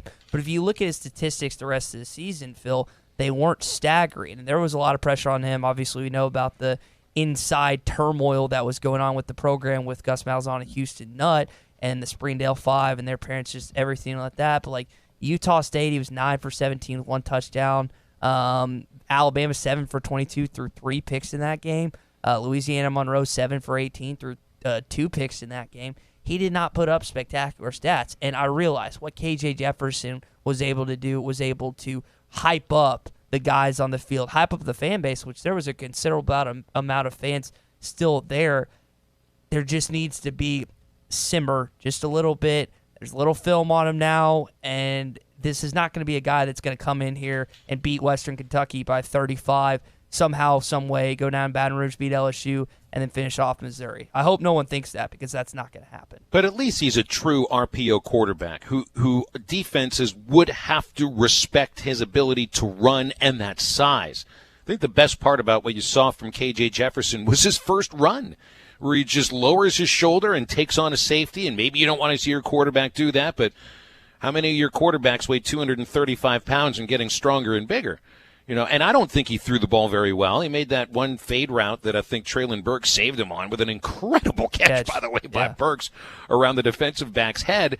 But it's not that KJ threw the ball very well. I just think he's more athletic. He's more athletic than Starkel, than Hicks put together, I think, and he's more athletic than John Stephen Jones. And he's a 4-star and looks like somebody that's got all the tools. I mean, all the tools to be a successful quarterback moving forward. And I wouldn't blame some fans for thinking that now he should be the guy that starts the rest of the way, because just his package of athleticism, to me, looks like a starter next year. And so I'm wondering, we haven't really had any calls or texts on the Cherokee Casino hotline yet. Are people irritated or okay that John Stephen Jones is starting over KJ Jefferson? Yeah, John Stephen Jones made that one good fade route pass, I believe it was to Mike Woods, in the back of the end zone against Mississippi State, but there wasn't just like a ton of stuff he did in that game. And I guess outside of the first drive that KJ Jefferson has, I know Spivey fumbled one, and I think they got stalled on another. There wasn't just like an unheard of amount of tape that he put together and that showed that he should be the starting quarterback. But I'm curious, are you going to have to make a QB chain on Saturday like you've had multiple times this season? How many drives does John Stephen Jones get before he struggles, and then you potentially have to put KJ Jefferson in there?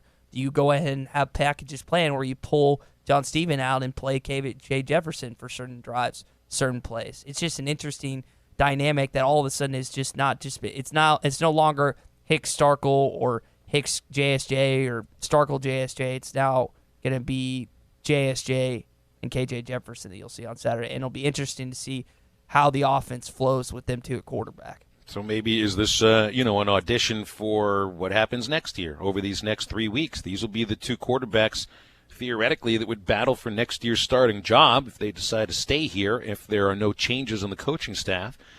And I'm sure the coaches also want to say that they would go with the quarterback who gives them the best opportunity to win, which they've been saying every single week. And all the decisions that have been made have been the wrong decisions, or just they've led to a loss. So, I mean, which quarterback gives you a better opportunity to win? It's the quarterback who can at least lead the offense to holding the ball for close to 28 to 29, maybe 30 minutes, and generate some long drives. Because right now, I mean, and one of our texters on the Cherokee Casino hotline, I forget exactly who said this, but, you know, your defense is your main problem right now. But the offense doesn't stay on the field long enough to give the defense any chance to breathe. So, I mean, these two things definitely work in tandem, and they're working in tandem in a very in a vicious sort of a spiral. 877-377-6963 is the Cherokee Casino hotline. Our texts have been firing in for a long time now, and Scott in Fort Smith says he wants to keep Jerry. If he's Chad Morris, he keeps Jerry happy, so that's why you go with John Stephen Jones. I think that's what he's thinking. Hey, let's get to this talk about coordinators, because it's almost like open season on coordinators. Arizona fired defensive coordinator Marcel Yates last week. The Wildcats had allowed 133 points in losses to Washington, USC, and Stanford. Kansas made a change 6 games into the season, an offensive coordinator. Les Koenig was shown the door. Brent Dearman took over. And although Kansas still isn't great, they've shown some signs here and there offensively. And then Syracuse defensive coordinator Brian Ward was fired by the Orange. So, all right, if you think Mississippi State ran wild, 469 yards on the ground, what about Boston College grounding up almost 500 yards, 496 yards, 691 total yards, as BC beat Syracuse 58-27, and Brian Ward was shown the door as the defensive coordinator there. So when are the staff changes at Arkansas coming? If there are players to be held accountable and now coaches to be held accountable, when does the accountability begin? That's a good question. I mean, another like 118th in scoring D. Phil, you pulled up some good stats about Power 5 wise on rush defense. About what's the only Power 5 team? That's right. Arkansas is 123rd in the nation in rush defense. Second worst amongst Power 5 teams. Only Kansas is worse. Total defense, Arkansas ranks 105th and 10th worst in the Power 5. But you really have to look to these last 4 games. It's mind-blowing. I would imagine there hasn't been another team that's allowed more than 316 yards per game on the ground the last 4 games. So, yes, the coordinators at some point will be held accountable, and I know they're speaking to the media as well today. We haven't had enough time to go on and read that stuff, but we'll get to it at a moment's notice. Oh boy, halftime brought to you by the Fort Smith Razorback Club. Chuck Barrett speaking there at Hardscrabble Country Club Wednesday. Just $25 to get in. Starts at 11:45, and we'll come back with more halftime after this break with Connor O'Gara from Saturday Down South. Missed a segment or interview? Check out the Halftime Pod at hitthatline.com. Christmas times are coming, and I know that special gift this year should be a room makeover from the Paint Store in Van Buren. They have packages for a kitchen, bathroom, or living room. Or why not all of them? Gift certificates can also be customized. Give your wife, family member, or great friend a super surprise gift of a room makeover this year. We can also help with recommendations for a reliable contractor. The Paint Store in Van Buren is always the place to go. Go see them today at 1414 Fayetteville Road for your room makeover gift certificate. Joe's Grill and Cantina is the only place to watch the Hogs. Watch every game at Joe's. Enjoy half-price apps and taps during the game. And with TVs all around the restaurant, you'll have a front row seat. Half-price appetizers like brisket nachos, Mexican pizza, 10-layer dip, or Joe's humongous sampler platter. All half-price. And all beers on tap are half-price. Watch every Hog game at Joe's. Half-price apps and taps during every Hog game at Joe's Grill and Cantina. 3400 South 74th Street across from Harps. We did it again. Evans Body Shop has been voted the best independent collision repair shop in the River Valley for the 2nd year in a row. None of it would have been possible without our top-notch crew and our customers, friends, and family that take their time to vote for us. We would like to say thank you. We are humbled by the continued loyalty and support from our community and staff and will continue to go above and beyond every day. Evans Body Shop, 412 Gordon Avenue, Van Buren. Come by today and see why we say Evans Body Shop, where we meet the nicest people by accident. Locally owned Lumber One can handle all of your building needs. They've built their business on having great relationships with everybody from contractors and builders to the everyday build-it-yourself. Lumber One has a full-line door shop to handle all of your door, window, and trim needs. And along with lumber, roofing and drywall products, attic wall and floor insulation is available. Lumber One also does blueprint takeoff with access to design services with estimates available. So go where the pros go. Lumber One, located on Industrial Park Road in Van Buren. Hi, I'm Kelly Smith, owner of Dixie Digital Imaging, the Xerox authorized agency and dealer in the River Valley. The 29 new models of Xerox business printers and copiers represent a quantum leap forward in office technology. They are designed for the way we work today, safely and securely. They're powered by Xerox Connect Key technology. They're innovative and affordable with both black and white and color devices available. For more information, give Dixie Digital a call at 783-6600 or visit us at dixiedigital.com. Dixie Digital Imaging, bringing Xerox document innovations to the River Valley.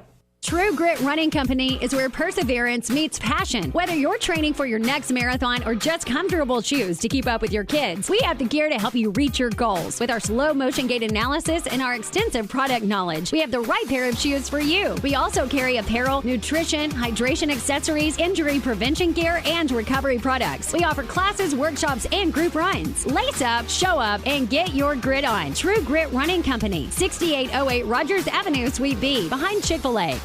ESPN 95.3. Touchdown! Halftime is brought to you by Supercuts, who supports local teams. Supercuts. We're super into the movement. Yeah, they got it going on.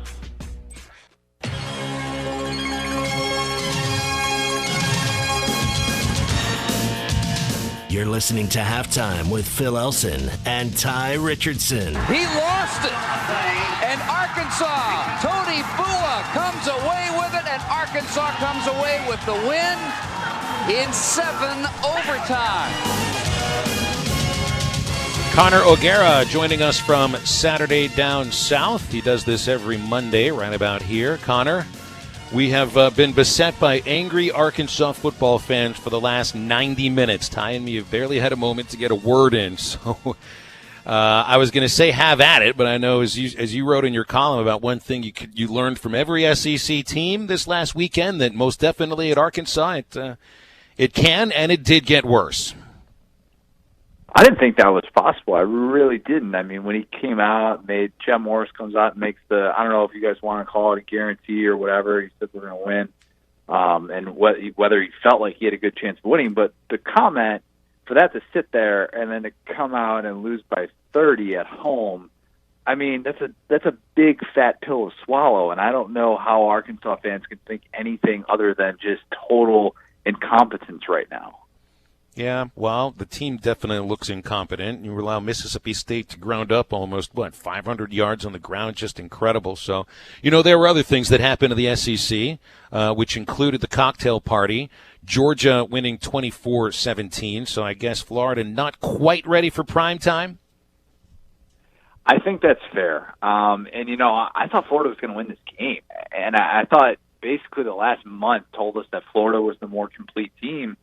And I'm sitting here trying to figure out what the path for a Georgia victory is, and then sure enough, we see the way that it plays out. Lawrence Cager was so important for that Georgia team. They really missed him in those last 2 games when he's been banged up, and this Georgia offense looked different, and Jake Fromm was able to find some open receivers.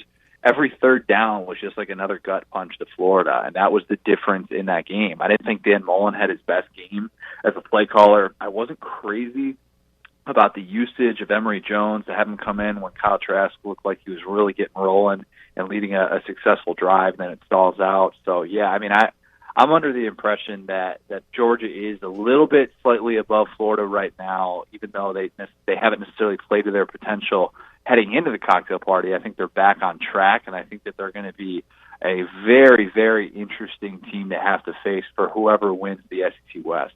Talking with Connor O'Gara on the Cherokee Casino Hotline. Connor, big news out of Baton Rouge today. Michael Divinity, one of the better players on LSU's defense, is no longer with the team. How much does that impact them against Bama on Saturday, man? It's a lot. He's kind of one of the emotional leaders of that defense, and somebody who could chase down Tua Tagovailoa and put some pressure on him. Not having that guy hurts, obviously. We've been trying to figure out, all right, who's going to be the guy in the middle of that LSU defense this year in the absence of Devin White, who left early for the NFL, of course. And Michael Divinity hasn't been Devin White level of productive in terms of him as a leader. He hasn't been that type of player, but he's been really important for that team. It just always seems like he's around the ball and somebody who can blow up a play in the backfield. You like the depth that you have at LSU, but there's no guarantee that whoever is going to be replacing him is going to be able to step into that role and be able to be the difference maker in a defense that has a tall task ahead. I just think that you need as many weapons as possible to shut down somebody like Tua, and with the late game injuries that we saw to Grant Delpit and Derek Stingley, you have questions about how healthy and how good this LSU defense is going to look when I thought they had sort of turned the corner. I thought they looked really good the last few games and much better than they were in the beginning of the season when they were sort of banged up. So, yeah, it's a big injury, and it's something that you didn't want to see if you're an LSU fan kicking off Alabama week. So during the break, we were talking about that John Stephen Jones has been named the starting quarterback against Western Kentucky. Connor, when you heard that from me, were you surprised that KJ Jefferson was not named the starter for Saturday? I was. I was. And I guess I shouldn't be surprised by any quarterback decision that Chad Morris makes nowadays. But, yeah, I thought at this point, why not just roll out KJ Jefferson? Yeah, he had correct me if I'm wrong, but he had a couple of tough moments on Saturday, but still looked the part and still got off to still the touchdown and the moment that he provided in that game where you can kind of hear the crowd after he scored that touchdown. It was a sign of life in the stadium. And even though it was a 30-point game at that point, it didn't matter. And he came in and provided a spark. I don't really know what Chad Morris is thinking in terms of short-term, long-term, whatever it is with his quarterback situation, but the John Stephen Jones move looks odd on the surface because he's finally deviating from his veterans, but he's not starting the more talented younger player. I don't necessarily know what exactly went into that decision, but to me, if I'm an Arkansas fan, it's just another reason to be frustrated that you feel like this guy doesn't really have a grasp on what his offense should look like or what it can look like.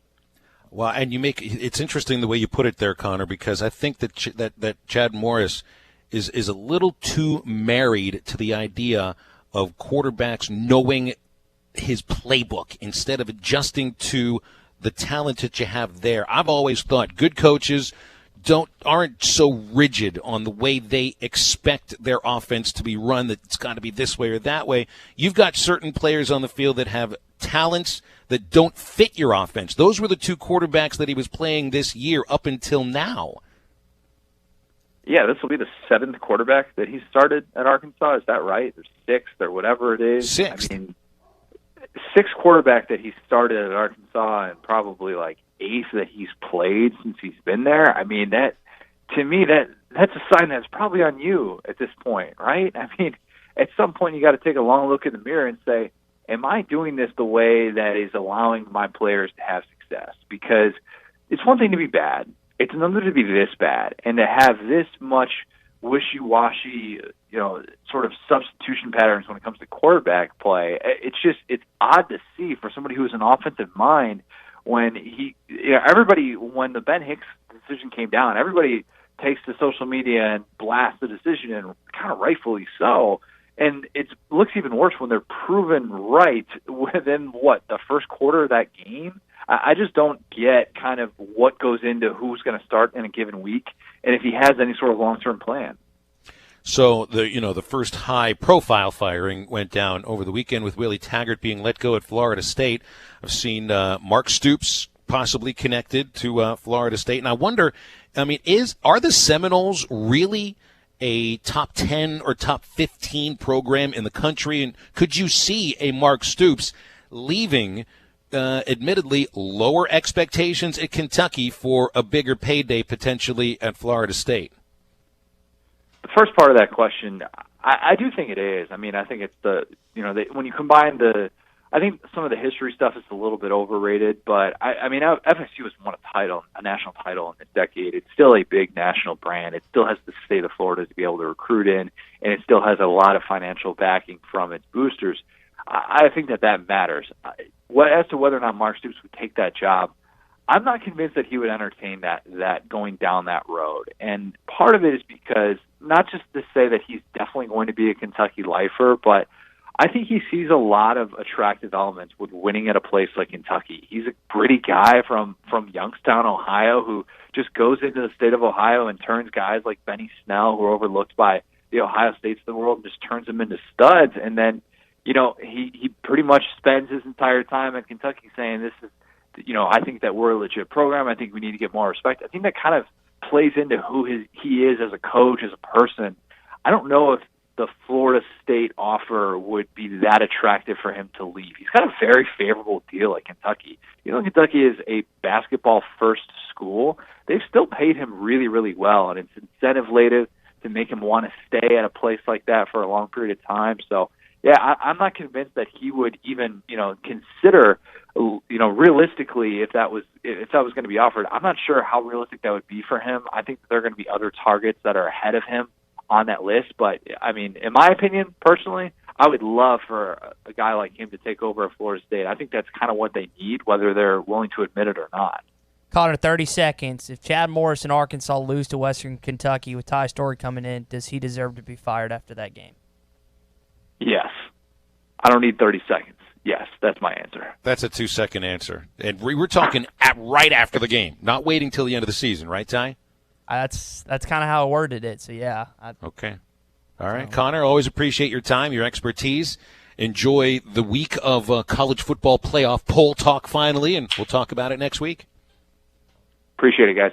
That's right. Connor O'Gara from Saturday Down South joining us every Monday. Don't forget to download the latest edition of Halftime Podcast. It'll come out just after the show is done. Find it anywhere that your podcast can be downloaded. We'll have highlights of the show, calls, which is pretty much what this show has been about today. So get with it. The Halftime Podcast is sponsored by Jeff's Clubhouse. One more segment to go. 3 up, 3 down coming in a moment. But if you want to be part of it, the Cherokee Casino hotline is 877-377-6963. We'll take calls. We'll go with the texts. We do have a caller on hold, so stay tuned. A cherry on the top of this edition of Halftime is coming up right after the break on ESPN Arkansas and hitthatline.com. Missed a segment or interview? Check out the Halftime Pod at hitthatline.com. Dee's Family Restaurant of Alma at 39 Column Lane across from the water park is now open on Sundays. Breakfast is served all day, and our hot buffet is served from 11 to 8, 7 days a week. Our breakfast buffet is now served from 7 a.m. to 10:30 a.m. every day. All-you-can-eat steak Thursday night, cooked order prime rib Friday night, and a seafood buffet on Saturday night. We have a party room that'll seat 50 and plenty of parking. Call ahead, 632-1014. Arkansas Valley Electric Cooperative is excited to introduce Wave Rural Connect. They're bringing state-of-the-art high-speed fiber internet plus TV and phone services right into the homes of all members. If you're an Arkansas Valley Electric Cooperative member, go to waveruralconnect.com to sign up. That's waveruralconnect.com or call 1-833-4WAVE-RC. Arkansas Valley Electric Cooperative and Wave Rural Connect, changing the communities we serve. It's the place there's no place else like. Home. It's the circle of chairs around your fire pit, where all the do you remembers get passed around like bowls of ice cream. It's bacon and eggs in the skillet, crackling along with the laughter. It's the picture in the hall of your great-grandfather, whose mustache he willed to your son. At Shelter Insurance, we don't just insure your home, we insure all the memories that live inside it. Find an agent near you at shelterinsurance.com. We're your shield. We're your shelter. Ask Marcia Cox in Fort Smith or Phil Hicks in Greenwood about Shelter's home insurance. At Chambers Bank, our Arkansas roots grow deep, and you can trust us as your partner for every banking need. From a simple checking account to your first home loan, whatever you need, big or small, we are here for you. With 18 convenient branches throughout the state and a full suite of online banking options, we will always be available when you need us. Family owned in Arkansas since 1930, Chambers is your full-service community bank. Bank with trust at Chambers Bank. Member FDIC, equal housing lender, NMLS 631520. Elite Roofing is a locally owned roofing contractor. If you're building a new home or maybe need a new roof on your existing home, Elite Roofing can take care of you. Elite Roofing is known for their dependability and reliability. Just ask any of their satisfied customers. They are licensed and insured, and references are available upon request. If you need a roof, call your local roofing contractors. Elite Roofing, 478-8668. That's 478-8668. Elite Roofing, 478-8668. It's football season, and the right play is at Hertz Car Sales, 2810 Midland Boulevard. Their business is quality used cars at a great price, with their #1 goal of passing the savings on to you. The latest makes and models, low mileage vehicles, with an overall experience that can't be matched. Make the short drive to 2810 Midland Boulevard today and find that there's no better way to buy your next vehicle. Call them today at 783-1722 or check them out online at buyfromhertz.com. Hertz Car Sales. What are you waiting for? Make a hot spring spa part of your day-to-day routine now and discover what it means to get more out of each day. Hi, Tommy Kraft for our good friends at Burton Pools and Spas in Fort Smith and in Springdale. Burton's is having an instant rebate event where you get $1,000 in instant rebate with the purchase of select hot springs models. Burton Pools and Spas is at 6121 Zero Street in Fort Smith and 725 South 48th Street in Springdale. Just imagine being able to come home from a hard day at work and to slip into your own hot spring spa from Burton Pools and Spas and let the stress of everyday life just slip away. And you're going to be totally impressed with all the features and options that are available on a hot spring spa. See it for yourself in Fort Smith or in Springdale and find out more about how you can get a $1,000 instant rebate with a purchase of a select hot spring spa today. That's Burton Pools and Spas in Fort Smith and in Springdale, or find out more online at burtonpools.com. Burton Pools and Spas, your source for backyard fun. ESPN 95.3. Halftime is brought to you by Coors Light, made to chill.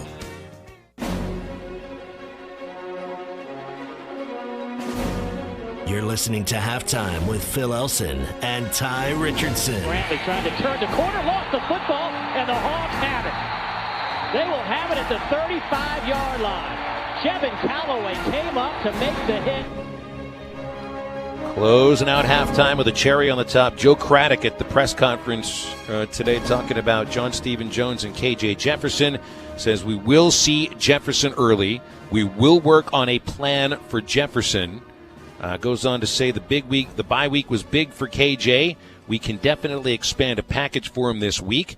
Also says that we are going to miss C.J. O'Grady a lot. Craddock says he has a great relationship with him and wishes him the best.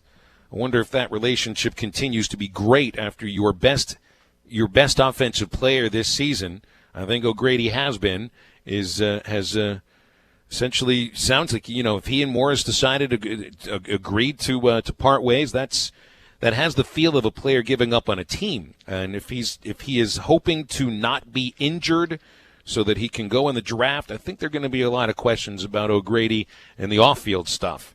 Although, could this also be looked at, Ty, as like a player that skips a bowl game in the same instance?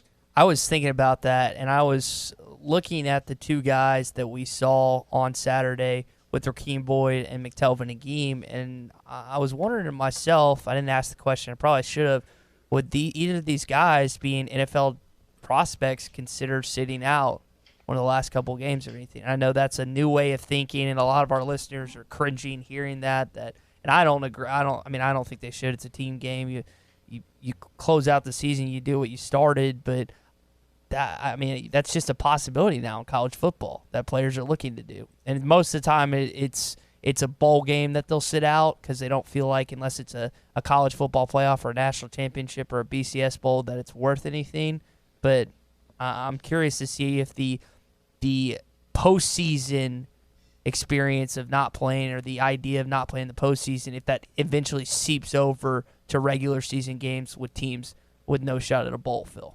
We talking a player that was suspended 3 consecutive years? I think that's what happened with CJ. He had a suspension last year, he had one the year before, and now one this year as well. I believe that's the case. We'll have to look it up. Cherokee Casino Hotline has been red hot all day long. 877-377-6963. It looks like we're going to have to do without 3 up, 3 down today. Let's go to John in Little Rock. John, thanks for being on hold for a while. How are you? I'm doing well, man. It's interesting. I was calling with the point that your last guy just made Saturday down south when I heard Coach Morris say to the effect that KJ didn't sound like he had the playbook yet. And it's like, you actually craft your playbook.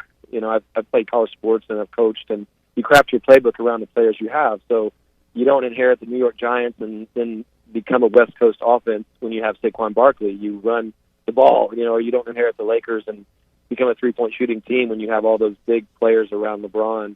And so we have a read option quarterback, and credit to Houston Nutt. Clint Sterner, pro style, play action, throwing the ball down the field.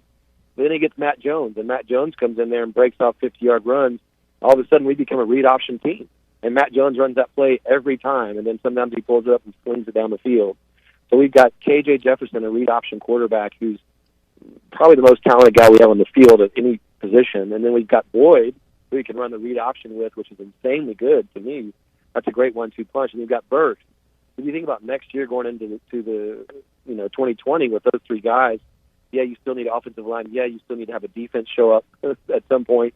But that gets me real excited, and I like that Craddock just said they're making a kind of a playbook for him. But I really wish they would just say, hey, this is what we've got. This is what Nutt did from the transition from Sterner. I know there were some years in there to Jones where we became a read option team, and it worked. And that was his first play. KJ picked up that blitz. He was coming for the running back, and he kept it and cut up and looked awesome doing it. And so I wanted to make the observation. I wanted to second what he said. That's why I was calling. And then I wanted to give one little compliment to the coaching staff for these recruits. KJ was the number 4 run-pass quarterback in the country last year, the best player out of Mississippi. He might be the best run-pass quarterback we've ever had in terms of recruiting-wise. I'm not saying he's done it yet on the field, but he might be the most highly touted we've got. And then these other young receivers we've got, he got Boyd, he got the young Henry. So he's got some guys. The defense still remains to be seen on that side of the ball, but I just wanted to give him also a compliment that I like the young players he's brought in. Obviously, we need to make some changes. Obviously, we need to stop the football a few times to win a football game, but I love KJ, and he gives me hope as a fan, and if we can make a playbook around him and run the old read option, I think we can score a lot of points. Thank you, guys. Appreciate that phone call, John. And the point is, if the players that you're picking to play this position because they know the playbook, because they know how to run your offense, if it isn't working, then your offense isn't worth anything. The scheme doesn't help. The best athlete on the field with a limited playbook can do more, theoretically can do more. And you point to Matt Jones, and I think that's a very good point. Might have had a better offensive line than you have right now, but I do think that's a very good point. Back to the Cherokee Casino hotline. Jimmy in Conway. It looks like Jimmy wants to talk a little basketball. Thank goodness, Jimmy. How are you? I'm good. I think football is just not even worth wasting your breath on. But we've wasted almost 2 hours on it, so let's try something else. I want to see if you guys can shed some light on this for me. This is I'm dying to know this. Why is the Slobbering Hog not at center court? You know anybody that does not want that? Everyone that I've ever come across has said they want it back. The people have spoke. Why is it not happening? Can you find out? Can you ask somebody? Just get an answer, something. What is up with that? We'll try to get an answer for you there, Jimmy. So, Ty, this was a battle you've been fighting for a long time. Jimmy says the people have spoken. I didn't see a statewide referendum or anything like that. I don't really know what sort of percentage of fans wanted the Slobbering Hog there or not. You do have it on the Nolan Richardson court logos, but not where Jimmy wants it right there at midcourt. I've been riding the idea all show long that they needed it on the court, which technically they do to a certain extent. It's right. It's been the hill that you picked the die on. Yeah, I'll die on that hill. And I think what's so great about the Slobbering Hog is I'm 24 years old. That is a logo that transcends every single generation, whether you're 70-plus-year-olds, mid-40s like Phil, young and stupid like me at 24. I have not talked to a single Arkansas basketball fan similar to Jimmy that doesn't appreciate that logo. And again, I think we've talked about this. You're closer with Hunter Yurchek than I am, Phil. So maybe you get the inside. Oh scoop yeah, on me that. and Hunter are boys. I mean, I've had some very good experiences with him. I think. I mean, the only thing I can see is there like the marketing aspect, the something to do with licensing or something. I don't know. I think the thought is, if you have a main logo for the athletic program, and that main logo is the side-facing running hog, then that's the one you're going to go with. At midcourt, at midfield. So that's the only answer I can come up with, really. I mean, Jimmy, sorry to kind of skirt around your question, but we really don't have a good answer for you. Maybe we'll find it out in the coming weeks. But I mean, the flag they wave is the slobbering hog. They have it on the side of the court. I don't know, man. I wish it was. I was kind of disappointed, like you were, Jimmy, that the slobbering hog was not just fat in the middle of the court. But the court still looks good. It does. We can and say here that. it is, a day before the first game of the season, and hashtag free Connor Vanover. Yeah. By the way, did you see Gabe Osaboyan has also not had his waiver decided on by the NCAA, as he is still waiting to see whether or not he's going to actually play for West Virginia this season. That's wild how long it's been going on. I know. One coming in, one going out. Still not sure what they're going to be doing. We still have a little time to get with our callers. Scott and Harrison on the Cherokee Casino hotline. Hey, Scott, what's up? Hey, I just got a question for you. I mean, I understand when these kids come in, they're four-star athletes, but what happens if they fire Chad Morris, and then the next coach that they might bring in may not like the way he plays? His style is going to be totally different. So that kid's got to go to the transfer portal to go somewhere he'd be happy with, correct? That's true. And, Scott, look, this is part of that revolving door philosophy that we're talking about, because players follow coaches out those doors quite often. And now I thought Nate Allen made a really good point in his Hog Calls column in the Democrat today about with the early signing period now that starts in December really puts first-year coaches at a disadvantage. And you saw that with Chad Morris's real first recruiting class, the year that he was hired to replace Brett Bielema, where there were just a little more than a couple of handfuls of recruits. So I think first-year coaches with programs that are trying to build it all the way from the bottom really do, start with a foot in the hole. Yeah, they are definitely behind the eight ball for sure. I hate it for them. And another quick question. When they do a buyout like they did with Willie Taggart, $18.7 million at Florida State, they're going to pay him. He only spent a year and a half there.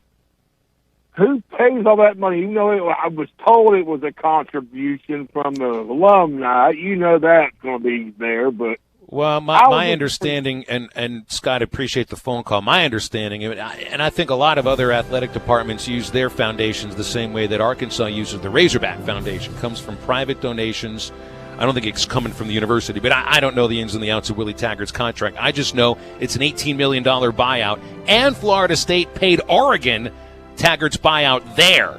So that's a lot of money to have somebody coach a season and a half for you. The money in college sports, especially in college football, is just staggering when you sit back and look at it, Phil. It's unbelievable.